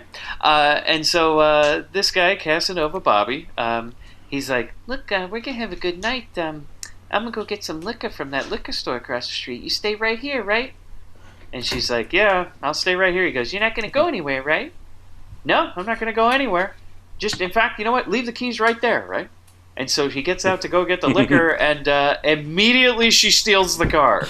Because we didn't see that coming a mile away. But this is what I love about this scene, is you just cut to the guy, and he goes, hey, come back. Hey, it's my car. Hey, that's my car. So, That's, guys, it's like that Simpsons bit. Like, "You're stealing my car." I like that. guys, do we know now why Bobby had to buy the van? Yep. That makes perfect sense. He had his car stolen by Pam Grier. Yeah. So there's my how does Bobby and DeVito fit into the world of Coffy? Well, you got Mike's right in the middle of the movie. I was just like, nope, I know this story. I know it damn well. I can't even imagine a movie where Pam would cross paths with Bobby, but it's here. So then Pam drives back to where she was sitting. She grabs the shotgun from the bush that was behind her. Another great piece of continuity by Jack Hill. Yeah, Definitely. he's like, "Were you paying attention?" Because somebody's like, "Where'd you get that shotgun?" They're like, "Did you even watch the movie? She got it from the cop car. Did she shoot it? No." Even I missed that part. Yeah, because at the moment she's still wearing a skin tight kind of like a sweater dress, something or other. She would have no other place to hide it. No. Which is interesting. So her whole plan was eventually somebody was going to come along asking her if she wanted a ride. She would then steal that person's car, drive back, get the shotgun, and then drive to where she was going to go. Yeah. That makes sense. I mean, it is the 70s, and she looks like Pam Grier. Someone's going to swing by and go, "Do you need a lift somewhere?" That's true. Yeah. That's true. She knew a Bobby would come her way. You know what? She probably There's another one every 15 minutes. Yeah, she probably heard Sammy Johns playing in the background. She's like, "Oh, I know what I'm going to do right now." And so then we go to Howard Vitroni and the commissioner. They're all hanging out, and Vitroni's like, "Isn't it great, guys? All these races hanging out together." That's an actual part of this movie where he says that, and they all kind of look at him and they go, "Yeah, that's great, man." And Howard goes, "I gotta go. On that note, I gotta go. And I hope we don't ever have to meet like this again. Had fun, guys, but I think we're done." Yeah. And so then Howard gets in his car and drives away, and Pam, she's driving somewhere we don't know yet. And then One Eye goes, "I think something's wrong, Vitroni, because those guys should have been back by now." And then Vitroni says, "Wait, I think I hear the car outside. You hear that?" And he goes, He says, "You hear that sound?" and he goes, Boom. he goes, "Yeah, I hear that, but it sounds like he's coming in hot." And so then One Eye just kind of goes outside the house. He takes off his glasses. He finally takes off his glasses. He's rubbing them. And then he kind of squints as he sees this car coming in the distance. And Bobby, it's coming in hot. Yeah. Coming in red hot. And it comes to be that the soothing light at the end of your tunnel is just Pam Grier coming your way. This is maybe the best moment in this movie, with a ton of great moments. I just absolutely fucking love this. When Eye Patch announces a guest in the house. Yeah, Vaughn, how does Pam make her entrance? Pam lines up her shot with the car, floors it, and then just rams the car straight through the front door and into Creepy's whole body. Man. No, I gotta say, James Cameron, you hack. Yeah. I gotta say, I'm a sucker for a scene where a car rams through a wall. Like, there's nothing better, Every especially time. when you put the camera inside and you see it. Very like Chuck Norris and Invasion USA style, when Definitely. he's driving around the mall. oh, there's nothing better for me. And when she ran over One Eye and makes her entrance into the house, I'm like, oh, fuck yeah. Yeah. Poor One Eye just gets liquefied by this. Oh, God, it's great. Because you thought, like, if anybody was going to have, like, some epic fight scene with her, it was going to be One Eye. Fuck that. Yeah. Nope. I'm going to skip right past it. Then she immediately jumps out of the car, shotguns the commissioner just right away dead, right? No time for him. Oh, no. Yeah. But he wasn't that important of a character anyway. She's just like, get him out of here. Then she goes after Vitroni. He's like, oh, my God. And he falls into this pool in the backyard, right? So he falls into... By the way, you think Roy Rogers was pissed when he came home? He did not agree to the pool, man. Yeah. He comes home to see his fucking front of his house gone. He's like, Jack, I said you could film here, but what the fuck? And then he can't get him on the phone suddenly. And he comes over and he goes, did you take those fucking rocks out of the sauna? No, they're still there, Roy. They're still there. No, they're all still there. And he goes, good. He pulls out a pack of smokes and starts walking to the sauna. And so then Vitroni falls into Roy Rogers' pool, and he's like... He starts trying to bargain with her. Yeah, he's like, come on. I can give you $1 million. And Bobby, what does she say about getting $1 million? I don't have the line written down, Mike. Oh, well, she says something about, like... she does say that she's not going to shoot him. Yeah, she says, sure, I won't shoot you. She wants to know where Howard is. Right. Something, and then shoots him anyway. Yeah, he gives up where Howard is. He says he's at his beach house. Yeah. And then she just shoots him, and she says, that's for my sister and the nice cop named Carter. Aw, that was a nice touch. Yeah. A nice little in memory of... You know, by the way, Carter didn't die. He's just... Apparently he's working on going to the bathroom by himself, guys. They needed a cutaway of him just, like, trying to use the bathroom. It's like, damn it. And then, it should be kind of hard because he is in a full body cast. Yeah, and that's when the doctor's just standing with shaking his head in the background. He's like, I told you. And he's like, shut up! God, you're the worst fucking doctor ever. So Pam arrives at Howard's beach house. She's got the shotgun. She just walks inside. He doesn't hear her, though. And he comes down the stairs in his bathrobe. He's in a nice robe. He's grabbing a bucket of ice. You know, like you do at your own house. We know his fetish. He wants a drink poured on his crotch, so he's preparing that right now. Okay. Mm-hmm. And so then she kind of gets to jump on him because he turns around. And he's like, whoa. Coffee. And she says to him about the gun in her hand, hey, before you try to take it, I just want you to know that all of your friends are dead.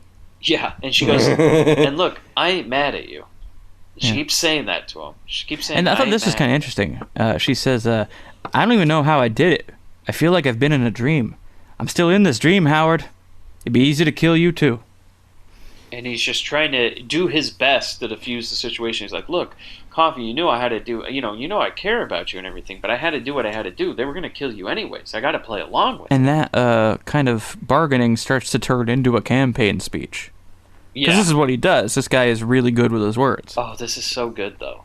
Yeah, because he goes, I'm doing this for everybody. I'm doing this for our brothers and sisters. I'm doing this for everybody in our neighborhood. I'm doing this because I am going to take down all the white people that are in power and give the money back to people like you and people like that are around our neighborhood, people like me. We all need it from them. We're going to, a whole Robin Hood type of situation, right? You got to do a couple of little wrongs to do a big right. Yes, yeah. And I just love this, is that part when Pam looks at him and she says, you're always a good talker. You could almost talk me into anything. But I don't know anymore, Howard. Just don't know. It kind of does start to work on her, though, which I think is kind of interesting. Yeah. You can see it. She's softening, and he's like, you and me, we're going to do big things together, baby. And this is just like where Jack Hill, like, he really is a master with dialogue. Oh, because this is He's so good. And, like, every time that everybody's like, Quentin Tarantino's a very good dialogue writer, he is. He's great at setting up scenes like that. But he's taking it from stuff like this. Quentin Tarantino is a very good cover band. Probably Probably the best in the business. Because Jack Hill is just a master at those type of scenes. And this is, like, one of the best examples of a Jack Hill scene I can think of. There are a lot of great ones in Switchblade Sisters, not so much in Big Birdcage, because that's just kind of like a later Jack Hill where he's just kind of almost he's going for a different vibe in that one. But yeah, this one is one that I would show people as an example of why Jack Hill is brilliant. I mean, you could like do this as a scene study in like an acting class. This is like that good, in my opinion. It's just so good how you think at some points that Pam is going to go with him. Like, you really think that she might put down that gun. Yeah, he's like so close to sealing the deal with this scene. But then something happens. Yeah. So Vaughn, what happens? Out of nowhere, another voice comes from upstairs. It startles Coffy out of her daze from listening to Howard. There's another woman upstairs, and this is where Howard starts to panic. Yeah, I love this as he stands up. He goes, "Look, you gotta understand. I thought you were dead." It's like that was an hour ago. Look, you got to move on eventually. You can't grieve forever. So Bobby, how does Pam handle this? Well, she offers a counterpoint. and by that she means she shoots him right in the dick. Yeah. Straight in the dick. Sort of bookends the movie that it opens and closes with her blowing someone's head off. Yeah. And then she just walks out. Just walks out of the house. Yeah. And this ends like The Warrior. She just kind of walks onto the beach while the sun's coming up and the music starts playing and it's over. And she gets another theme song. Yeah. We're still figuring out which one's hers. Another theme song and a freeze frame. Yeah. And that's Coffy, guys. So I know it's all recommendations around the board, but please go ahead and elaborate if you want. Go ahead, Vaughn. Okay. Since you brought it here. Sure. This is definitely a hard recommend for 70s blaxploitation movies. I mean, there's not much bad that you can say about this movie. It's we made fun of it like all over the place. That's our job. But yeah, that's what we do. But there's this is a legendary movie from this period of cinema. If people haven't seen it, they definitely need to. 100%. Yeah, I think this is one of those quintessential blaxploitation movies. You want to not only, like we were saying about, you want to show somebody what Jack Hill's all about. If you want to show somebody what this particular genre is all about, I think this is one of the most excellent choices you can make. I think it covers a lot of what that genre of film has to offer. Yeah, I'm in complete agreement. I think I might go one further and say that this might be one of the best blaxploitation movies there is. Unquestionably. As far as, like, again, of course we make fun of it because we're on the podcast here. But as far as, like, a serious one, this is very, very good. Like, this is not like a Dolomite type movie where it's, like, cheesy production values and everything. We're talking very good story, very well written. The acting is fantastic. Siskel and Ebert can go fuck themselves. Yeah, for real. Like, it's also a really tight movie too. There's no downtime. There's no plotting. There's just it is a tight 90 minutes. Yeah, it just flows so well, and like that's why it's so depressing to me to hear that they would watch this movie, and it feels like to me they've immediately discounted it. They're like, oh, it's just some genre movie. Oh, it's a blaxploitation movie. Who cares? Yeah, that was it. It's just like Siskel's just like, it's just some shitty blaxploitation movie, whatever, fuck it, it's forgettable. And Ebert's like, yeah, but she's hot though. And it's so depressing to me. Yeah. Because this movie is more than that.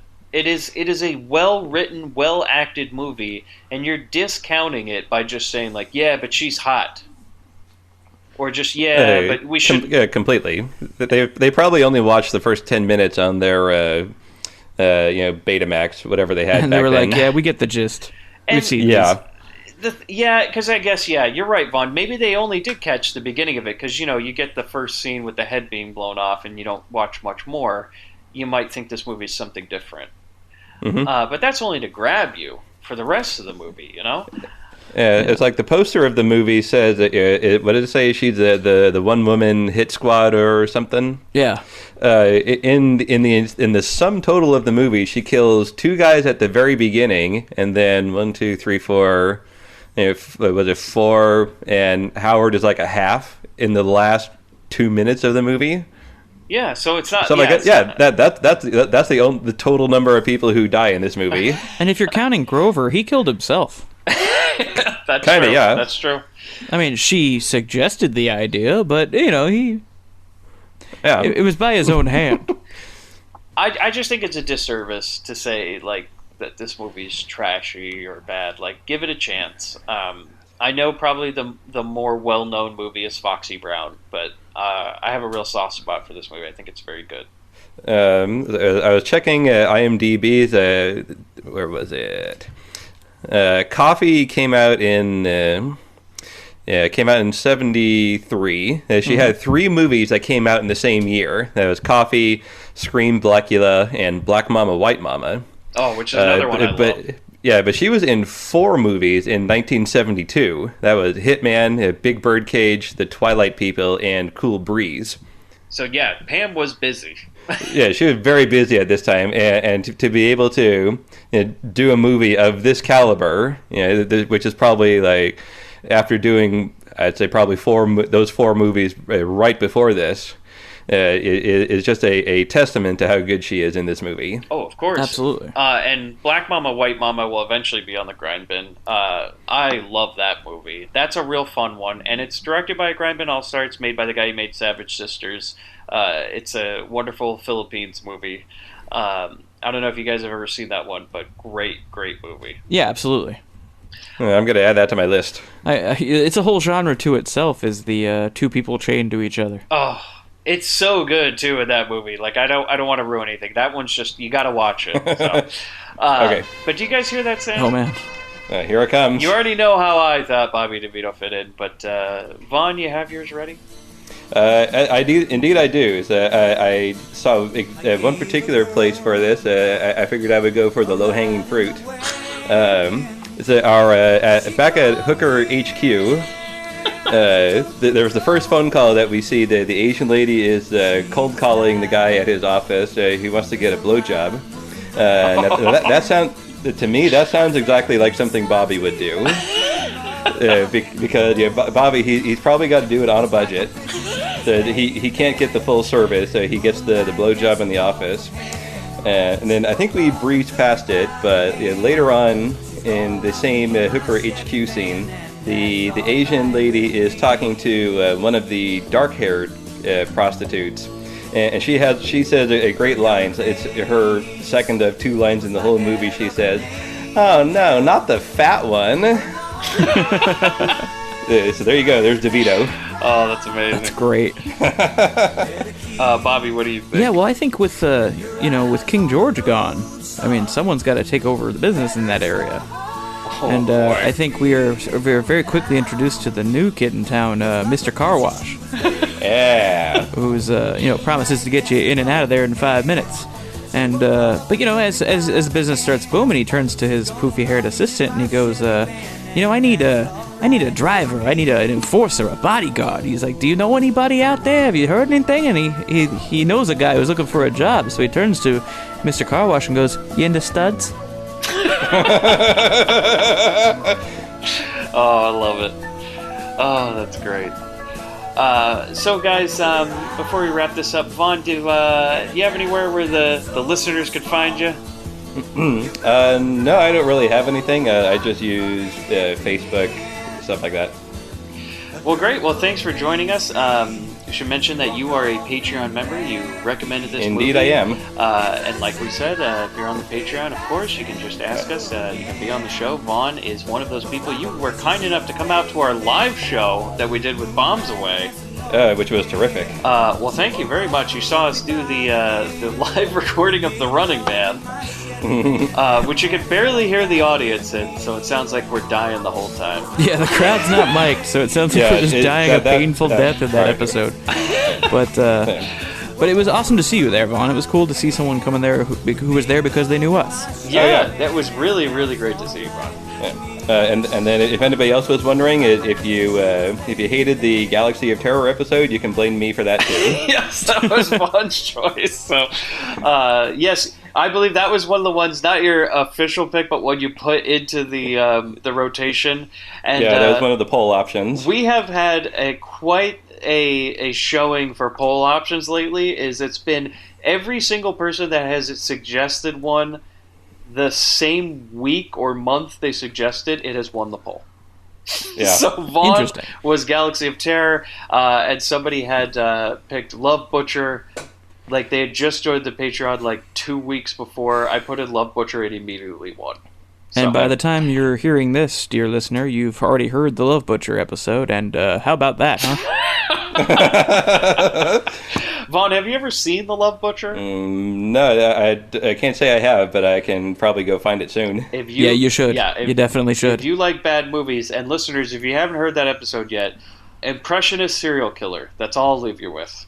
Yeah. Like as we spoke of in the episode, it's like an Ernest movie if he was killing people. Which we all hope man. for. Maybe there was a meme going around. They wanted to have John Cena do the remake of the Ernest movies. Well, once he grew his hair out, he looked just like him. Yeah. I would be down. I would see that movie like multiple times to support it. That's the perfect kind of update for a reboot. They're like, take Ernest, but what if he was like yoked to the gills? Yeah. Ernest but buff. They go on. So, Bobby, they can find us right on grindhillsfilm.com. You can find us for Twitter at GrindPod. Find the Grindbin podcast on iTunes, Stitcher, and wherever else you find your podcast. Be so kind to rate us 5 stars and give us a nice review. We love it when you do that. And as I mentioned on many episodes in the past, the biggest thing is tell somebody about the show. Yes, we really that's how appreciate Vaughn ended up on this very episode. Yeah, I was told in person about it. Just if you know somebody who likes these kinds of movies, who likes these kinds of podcasts, who just likes having a good time, tell them all about it. It is honestly how we get some of our best listeners. Bobby, you are only on this show because dead member of the Grindbin, Chris Hughes, once back when he was alive, told you about this show in person on It was literally just, oh, you like movies from the 70s? You should listen to this podcast. And it changed my life. I'm not going to say for the better, but it changed it. For the worse? Yeah. It changed. It changed my life like a debilitating disease.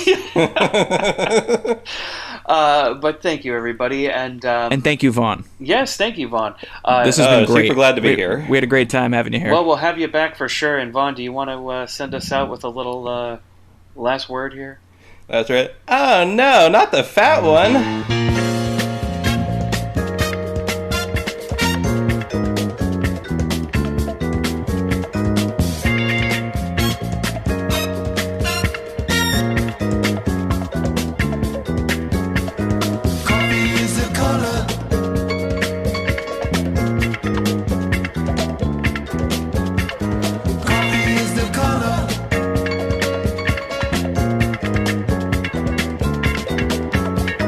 Coffee